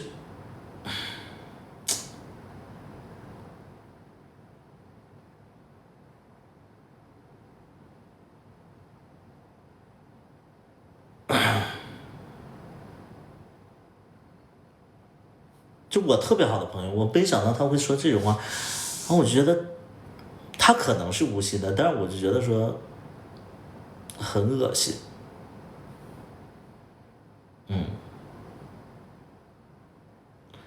对，他太把我当自己人，但是我就觉得这句话说的太让我介意了。我就真的不喜欢，我就觉得说，哎，以后，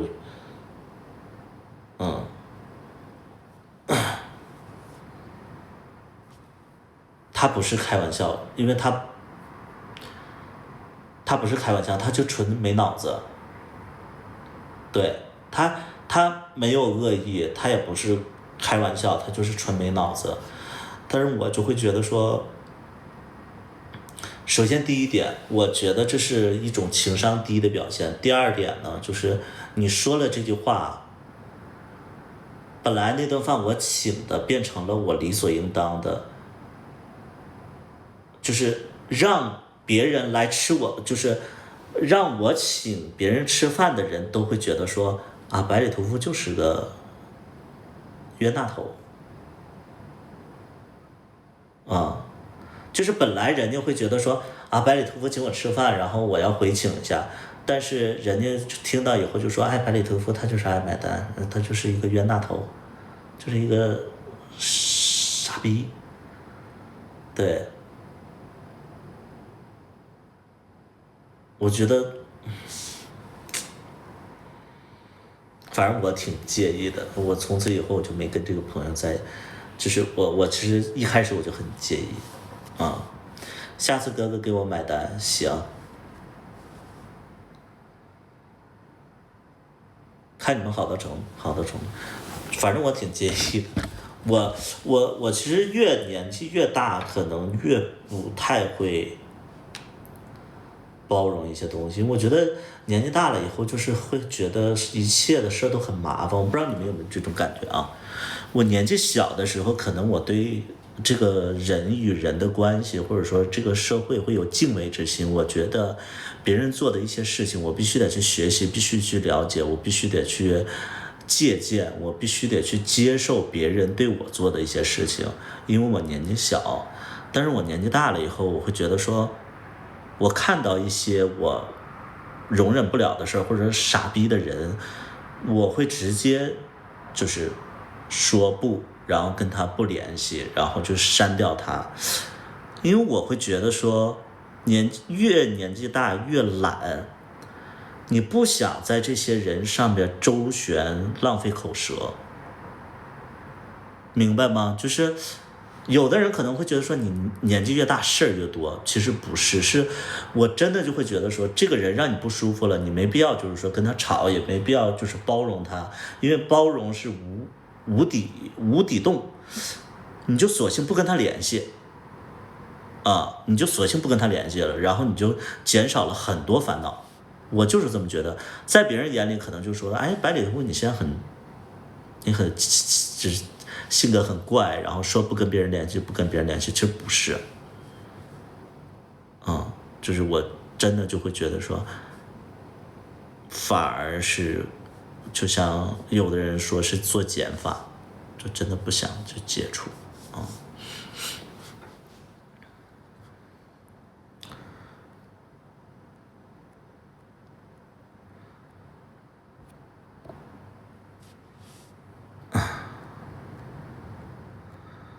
都快年更了，越来越无所谓。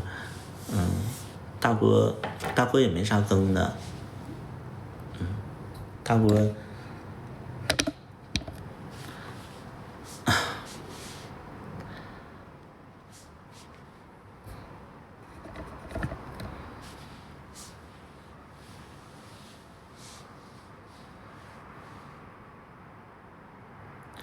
所以有人保证从来不说一次错话吗？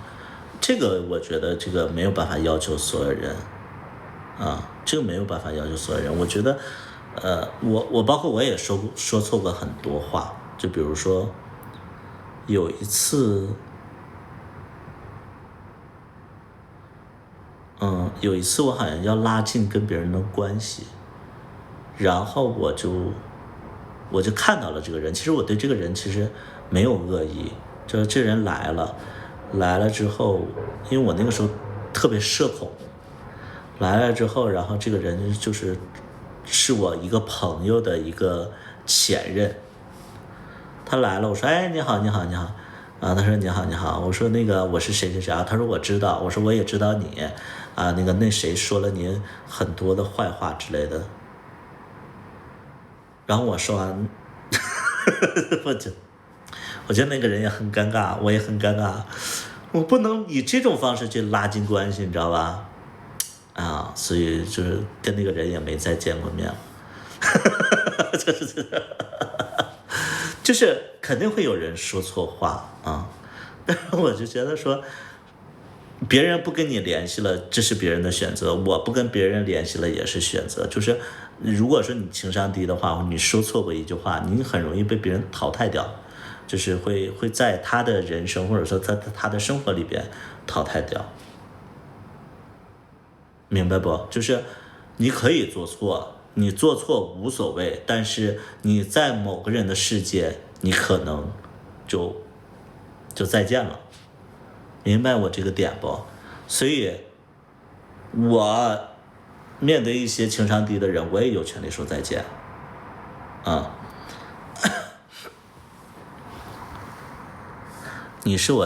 你见我的时候是不是特别棒，宝贝儿？大国还行，大国算是我见过的通讯录里边算是，就我觉得大国我不聊，就起码我跟大国认识这么久，然后包括见面，其实我对他的评价，如果说100分满的话，我能给他打到70多分。因为我后边我不了解，因为其实通讯录你要了解的话，你得经常去见面，一起去旅游啊，一起去饭局啊，一起去酒局啊，他各个方面你都要去了解。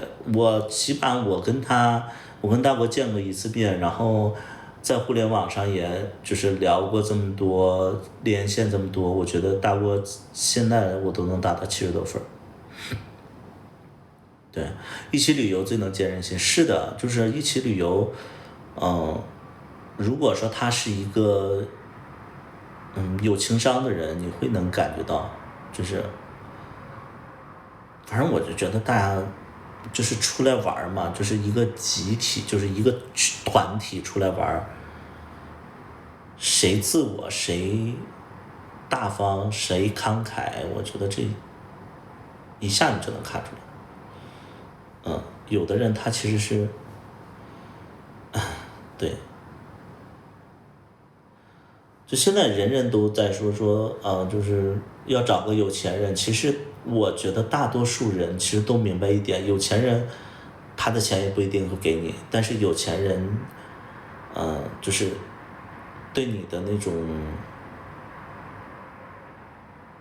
慷慨也好，包括那种大气的那种就是那种叫什么就是格局，我觉得这很重要。大气的格局很重要，就所以说大家其实都愿意跟家庭条件好的人玩，就是不愿意跟那些就是小气的人在一起玩，并不是说在他身上一定能获取什么利益之类的，其实是在生活习惯。生活习惯其实很重要。我这么多年买单王、头衔，其实我一直都是买单王嘛，但是，就如果说有一个人给我买单的话，我会记一辈子。就有一个，你就像那个小薇，我酒吧开业的时候，小薇坐着飞机，然后来我酒吧跟我一起开业，我觉得这个事儿我一辈子都记得。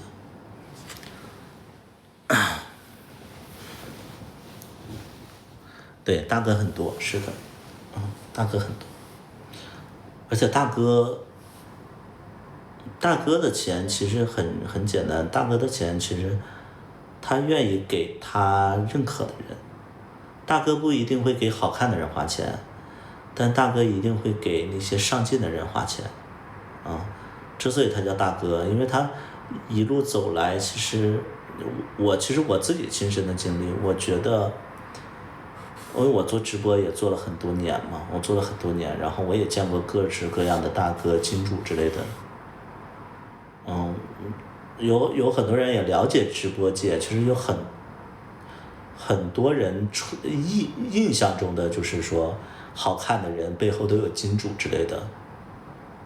我觉得不见得，好看的人肯定会有人给他刷礼物，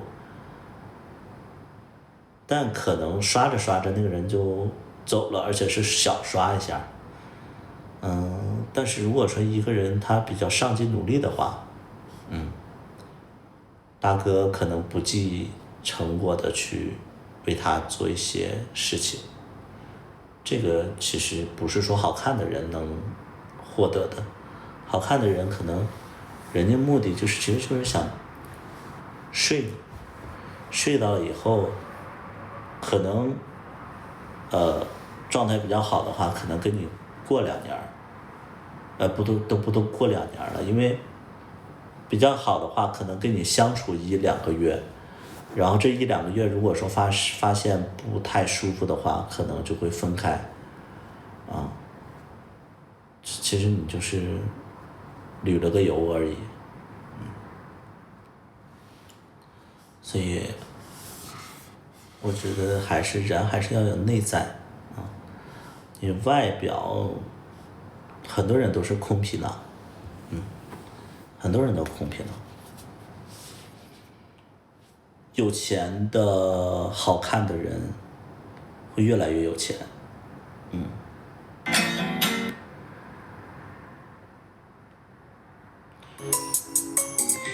过窗前的灯和窗外月，心忽明忽暗，就空该醒了天该。行了，睡觉吧，跟大家扯了这么久，该睡觉了。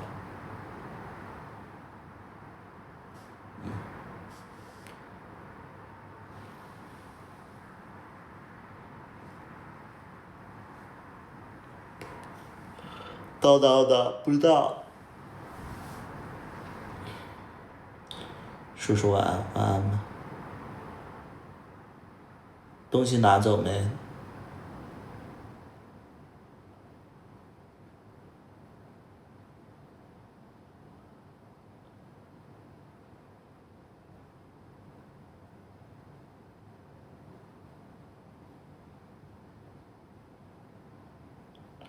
从来不买单的人，就算 AA 局 AA 的人也会不爽。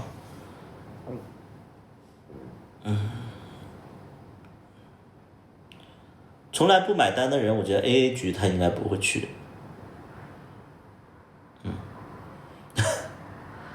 从来不买单的人，他要知道是 AA 局的话，他应该不会去。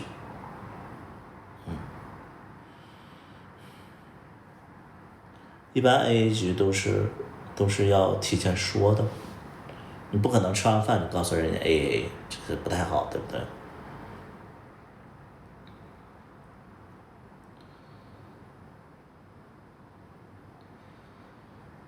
在试探和体验人性嘛，因为我其实我能说就是大海里的星辰，我其实是一个很孤独的人。我其实是一个很孤独的人，因为我生活当中可能，比如说我是一个比较爱喝酒的人，喝酒不可能一个人喝。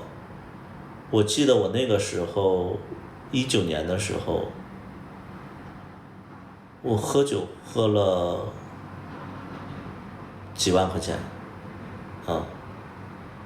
就是可能几个月的时间喝了几万块钱，就是需要朋友，需要朋友。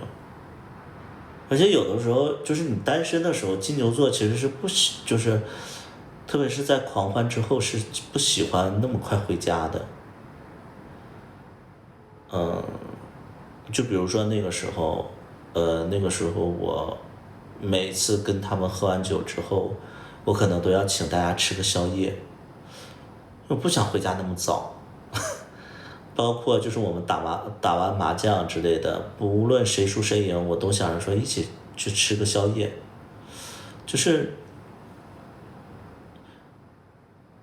我觉得最美好的时光就是跟朋友一起去自驾游，然后一起去租个民宿，然后一起去旅游，我觉得这是最美好的那种状态。所以我一直都想去做那种向往的生活的那种综艺，我特别想做这种。不光是我觉得大家会爱看，其实我自己是特别向往这种生活的。我觉得那是真正的向往的生活。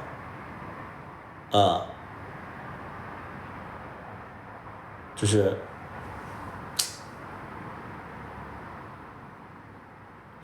那个时候我喝酒我就已经喝疯了，就是不太认识的人，只要我有微信，我都会说，哎，晚上一起喝酒去啊，我买单。就我已经都那样了，我就是这么跟小薇他们认识的。一开始那个我跟小薇认识，其实小薇就是想跟我合作电影，我说少废话，你陪我去喝酒。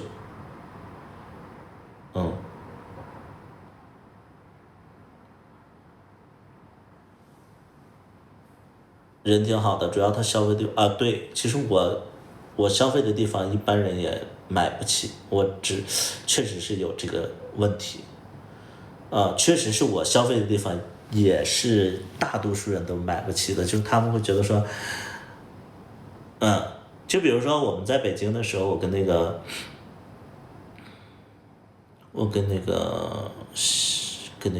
二把刀，然后我们去了一个 KTV， 然后就寻思跟那个拍戏的一些朋友一起去那个喝个酒嘛，然后还有新朋友就说一起喝个酒嘛。喝酒到那儿了，就是他们，你知道，其实这个事儿吧是怎么回事呢？就是我们拍戏里有一个化妆师，然后他在朋友圈里说那个唱歌一起唱歌之类的。然后我就说那我跟二把刀说那咱俩去吧，然后我就去了。去了之后呢，我一去它是一个 KTV 嘛，然后我发现他们是买的那种套餐。套餐是什么意思呢？就是光唱歌，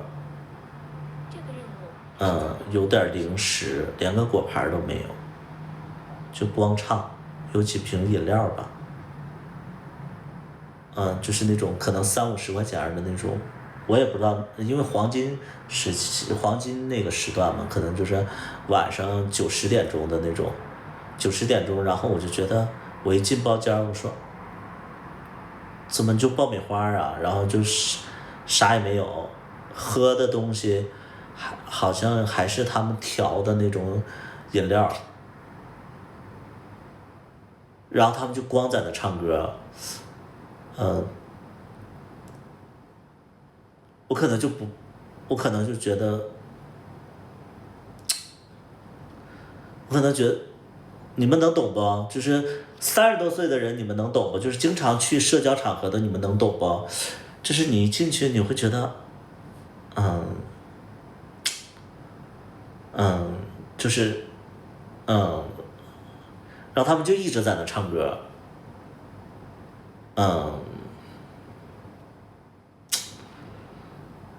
然后我就说那我买点酒吧，我就买酒了，然后买了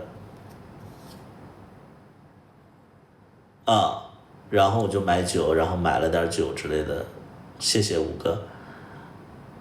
买着买着就到3000块钱了，2000还是3000我忘了。二把刀就说怎么这么贵呀？怎么这么贵呀？我说这个 KTV 都这样啊。然后二把刀其实就蛮心疼的，他们也会觉得说你怎么点这么多酒啊？因为我会觉得说 KTV 就俩麦克风，又不是所有人都唱歌，而且不是所有人都喜欢唱歌，有人唱歌，有人喝酒，对吧？那我就买点酒，买点小吃，然后一会儿那个桌子上就摆满了嘛。然后二把刀就觉得说怎么这么贵啊？然后紧接着还特别逗，因为我就觉得这么多酒嘛，我就说那个化妆师有其他朋友要来，我说来呀来，叫他们来呀。我的意思就是说，点了这么多酒，就来呀来来来，然后就叫了一包间人，就是两三千块钱的一个消费，然后叫了一桌子人。后来我觉得就是人都坐不下了，然后我跟二把刀走了，就这种感觉。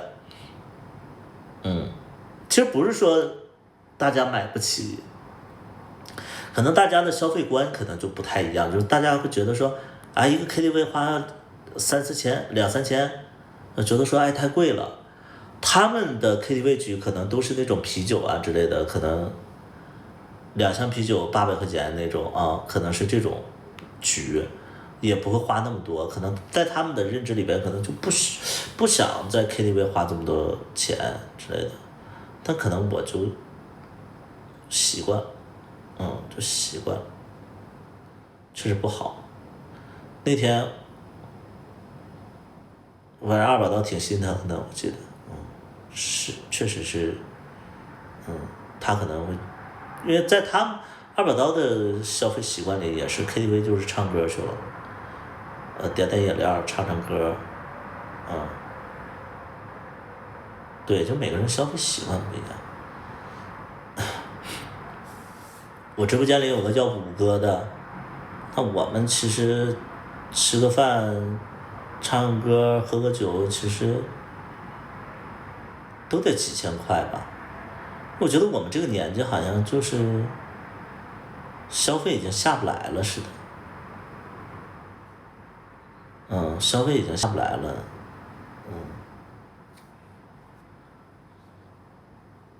就我之前我开酒吧的时候在深圳开酒吧，然后我之前是在北京喝酒嘛，然后我们喝个酒，2瓶酒大概就是2600多嘛，2瓶酒。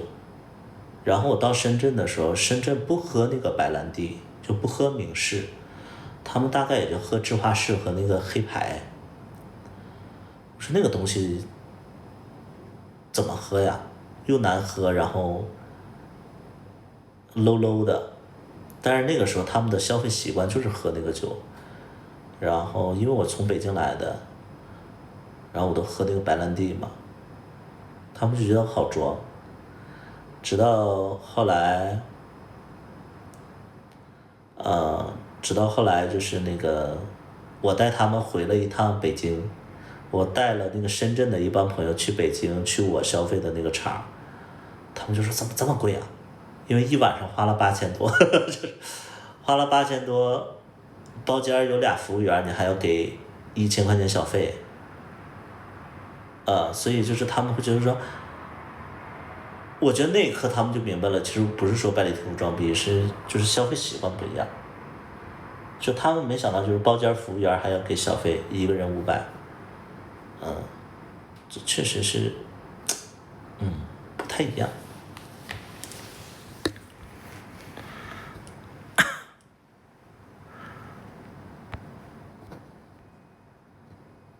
你的认知和开智就是我觉得生活这个东西不是说装逼，生活这个东西就是你体验过了，你下一次再去体验这个场所的时候，你的本能就是去做那种保险的那种选择。就比如说什么呢？你第一次去酒吧，你可能喝的是500块钱的酒，你第二次去酒吧的时候，你可能就是很自然的，你还会选择那500块钱酒，你不会选择300块钱的酒，明白不？因为你对这个酒吧其实你是不了解的，你第二次去，你可能寻求一种安全感，你会点一个你之前能驾驭的、你了解的东西，能明白不？就可能你去点这个你上次点过的，你就会有安全感。就比如说我去吃饭，我基本上一个餐厅，我前3次点的菜基本上都是一样的。我请任何人吃饭，我可能都点的是，如果说3次去这家餐厅，我前3次点的都是一模一样的，因为我知道上一次吃这个菜吃的挺好，够吃，而且摆盘比较漂亮，那我就会很保险的请别人吃饭，我就会再去点一次，就是这样所以消费习惯也好，包括那个生活习惯，其实就是一个安全感。因为你点便宜的，你不知道会发生什么事儿，或者说你点贵的，你不知道你能不能驾驭得了，是这样。一般点20、30的年纪不一样。那我刚才不给大家举例的吗？我那个时候买不起单的，对不对？确实是人有那个阶段。我之前去酒吧，然后我就看到那个，我第一次去酒吧，然后我就觉得酒吧里的人都好开心，而且酒吧里并不像我想象那种大家都我之前以为就是酒吧里面都是那种大家都不是，酒吧里面都是特别也没有奇形怪状的人。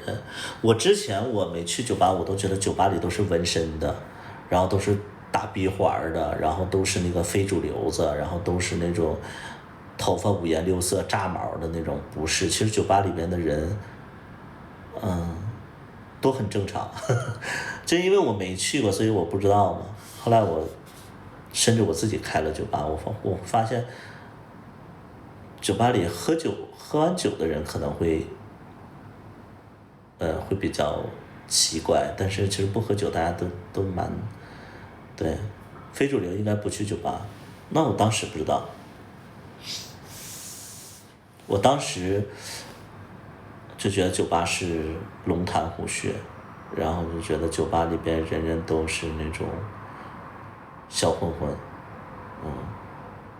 因为好像受古惑仔影响，我们小的时候都看古惑仔嘛，都觉得点鸡尾酒喝，一线城市的鸡尾酒也要80块左右，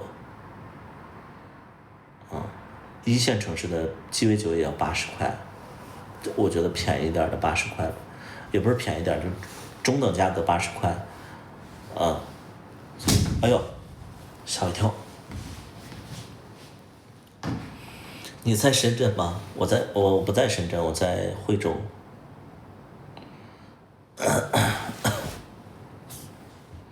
然后包括我第一次来广州，就是我吃那个叫白斩鸡饭，一份要30-40块钱。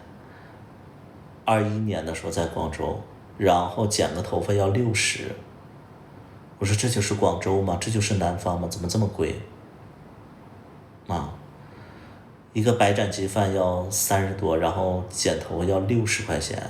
在我们东北，一个就是那种盖浇饭，也就是20块钱撑死，15块钱，剪个头发也就是20块钱，那不一样啊，这真的不一样。就是那个时候你会觉得你消费不起，后来你逐渐的你了解这个城市，你会发现啊也有便宜的，剪头发也有便宜的，然后吃饭也有便宜的，不一样。包括我之前会觉得说，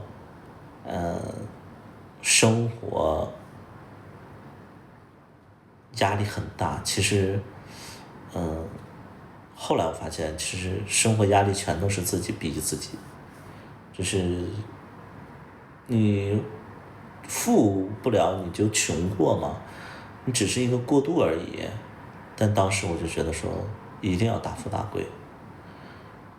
你不了解这些东西，你包括我现在，我之前我就会觉得说，我要在深圳买一套1000万的东西，我要买1000万的房子。我之前我就觉得说，在深圳你一定要在南山买个1000万的房子，然后或者在福田买一个1000万的。但是我现在的观念完全不一样，我现在就会觉得说，我在惠州全款买一个房子，我都舍不得。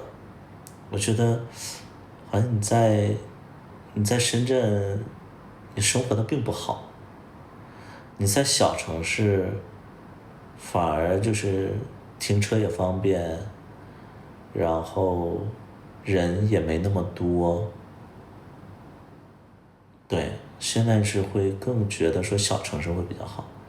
当然，我觉得要是投资的话，还是大城市会好一点。北京、上海、深圳的房子还是值得大家去投资的。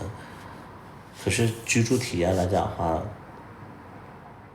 深圳还好，北京非常差。我只能说，深圳我觉得居住体验还可以，北京特别特别差。北京特别特别差，所以你让我在北京买一套房子，我是不想的。一是我没钱，二是我不想，就是北京是一个你没有，就是不自在，完全不自在的一个城市。可以连麦吗？不可以，我要休息了。我今天分手了，我心情不好，我怕我跟你连麦我哭出来了。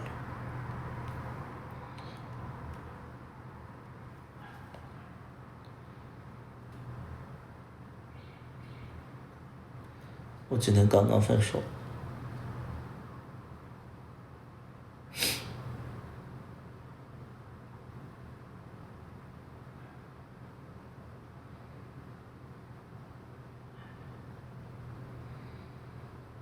对，我今天分手了，我是心情不好，卡尔巴岛对。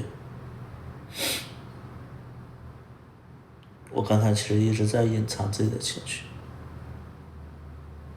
现在没什么话题了，我现在又沉浸在这种悲伤的情绪里。为什么分？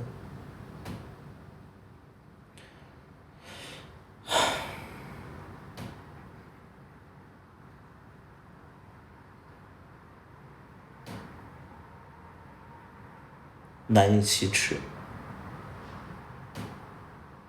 我不说原因，真的难以启齿。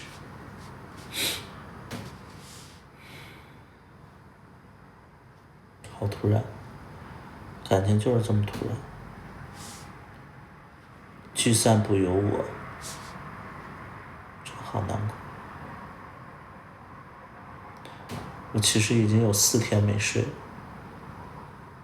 我睡不着，我满眼都是红血丝，我现在心脏跳得特别快。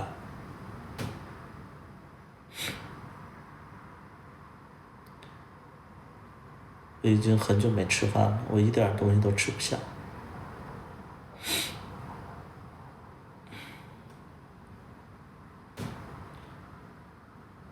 就一点胃口都没有，就是心里堵得慌，什么都吃不下。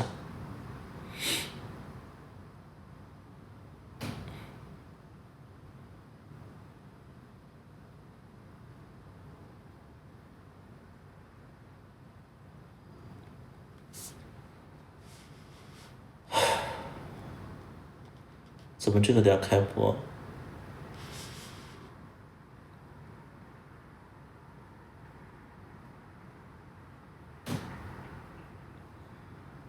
过生日没吃好吃的，这种心情怎么过生日？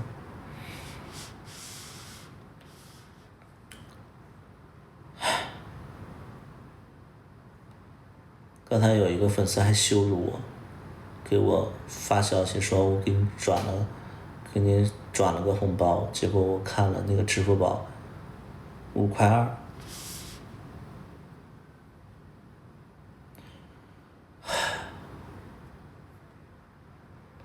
5.2块，我提出来它都有手续费，就变成5.1块多了。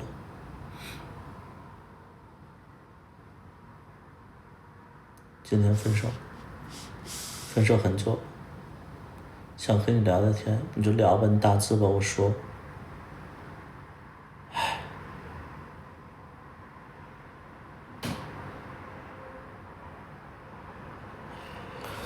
我是一幕幕伤心一幕幕。分手了，实在是不合适。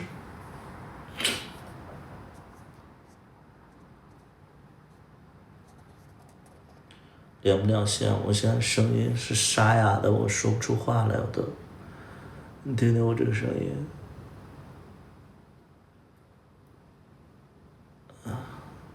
我现在声音都是沙哑的，非常难受，真不敢相信。我现在都是嗓子特别疼，怎么突然不合适了？就是会觉得就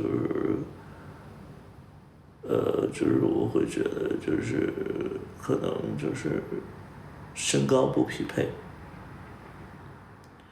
我觉得他太矮了。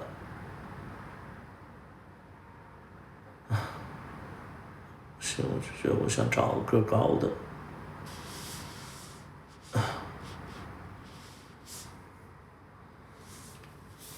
我喜欢那种就是高个子领，我不太喜欢这种矮个子。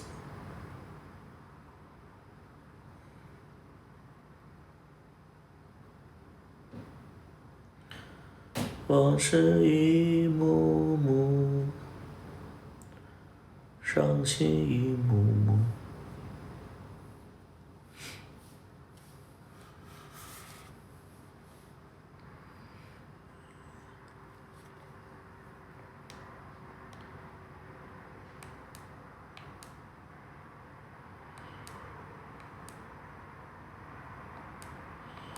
不合适，真的不合适。你们跟二把刀在一起过吧？你们都知道不合适。二把刀这个人其实他胡子太多了。现在学校生活还适应吗？完全不适应。我上这个学我就觉得说，人生的一个体验而已。是现在学校里教的东西会让你产生质疑，就你年大了你会产生质疑，明白吗？就是可能你十几岁的小孩，你可能老师教的一些东西你都会觉得说，哦，原来是这样。可能你30多岁你再去上学的话，你会觉得说，啊，老师教的这个观点对吗？老师有在背那个课件吗？他今天怎么迟到了呀？老师是不是不应该知道？就会跳出知识之外的。所以你30多岁再进学校里边，你会非常不适应，明白不？就是你不是一张白纸了，所以我觉得就是年纪大了再进学校里的人，如果他能融入得很好，他一定是适合读书的人。我就是那种不适合去学校读书的人。因为其实各行各业也好，包括很多事情，其实就是这个年纪，其实多多少少都懂了，就没有那么服从性没有那么强了。后边还有拍剧的计划吗？我可能会拍，可能这就是我的爱好，我就拍下去。但就是什么时候拍什么，这个还没有做好计划，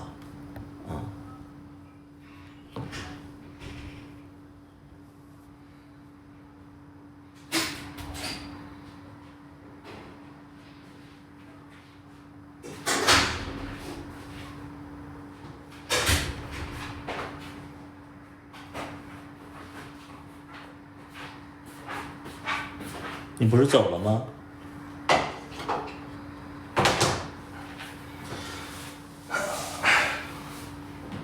你怎么把衣服脱掉了？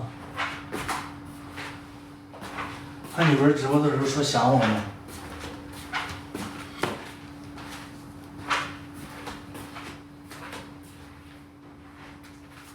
你再这样我报警。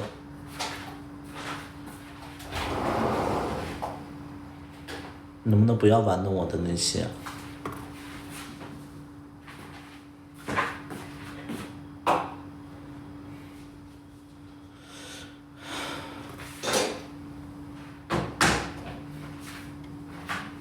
算了，浪子回头金不换，倦鸟归巢，狗也能改吃屎。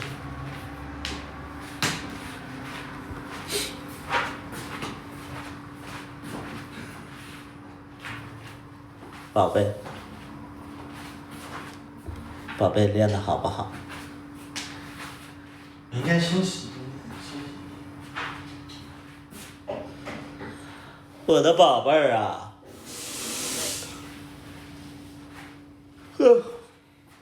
你不回来我都困了。那你睡吧，下播睡吧。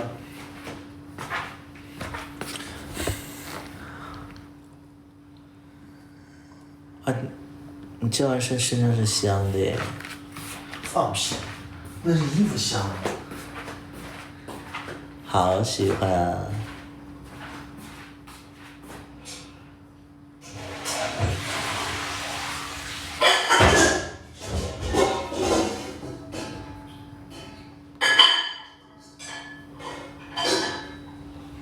主播对象多大？主播对象47。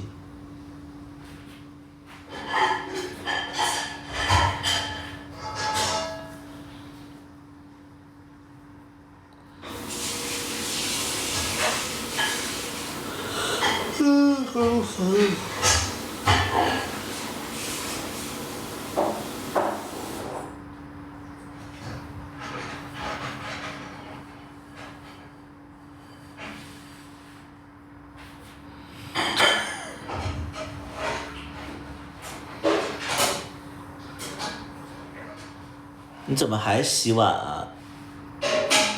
啊？你走之前没洗啊？没洗啊。你先泡着吧，你歇一会儿再洗。泡啥呢？泡了2小时呢。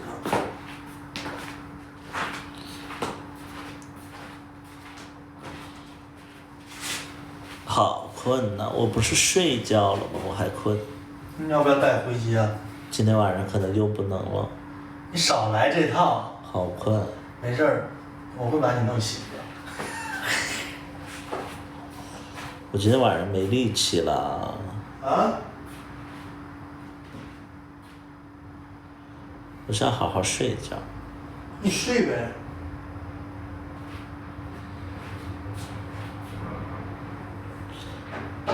老夫老妻的噩梦。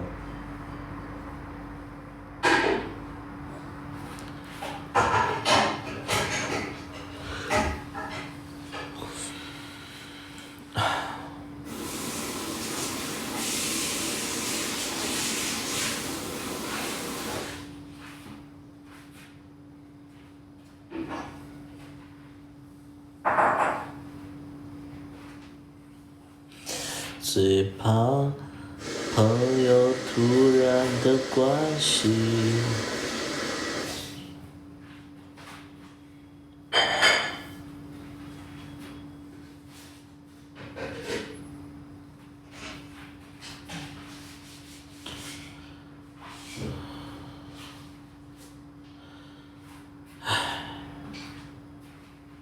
睡觉吧，大家都睡觉吧，大家都睡觉吧。后边还有新歌吗？还会有啊，只要有新剧就会有新歌。就睡觉吧，天儿也不早了。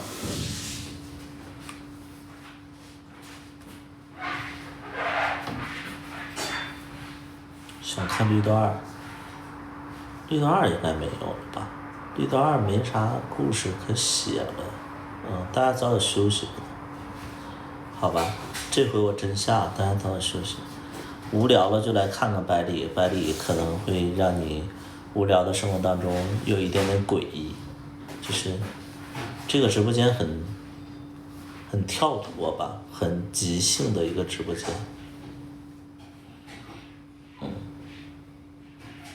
无聊了可以来看看我。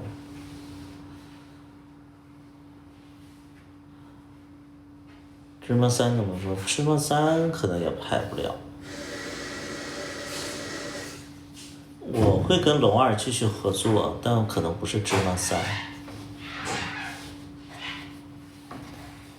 我觉得我跟龙二应该还会合作，而且我们前一段时间已经达成那个一致，就是要一起合作下一部戏了，没问题的。大家不用关注是哪个系列的续集，可能是新的主题、新的剧集。早点睡了，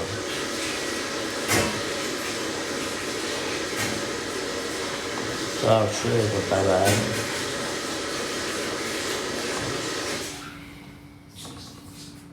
拜拜。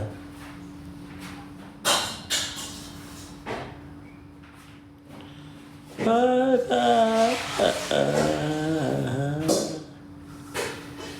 我困了，我眼睛都睁不开了。拜拜。大家早点休息。拜拜。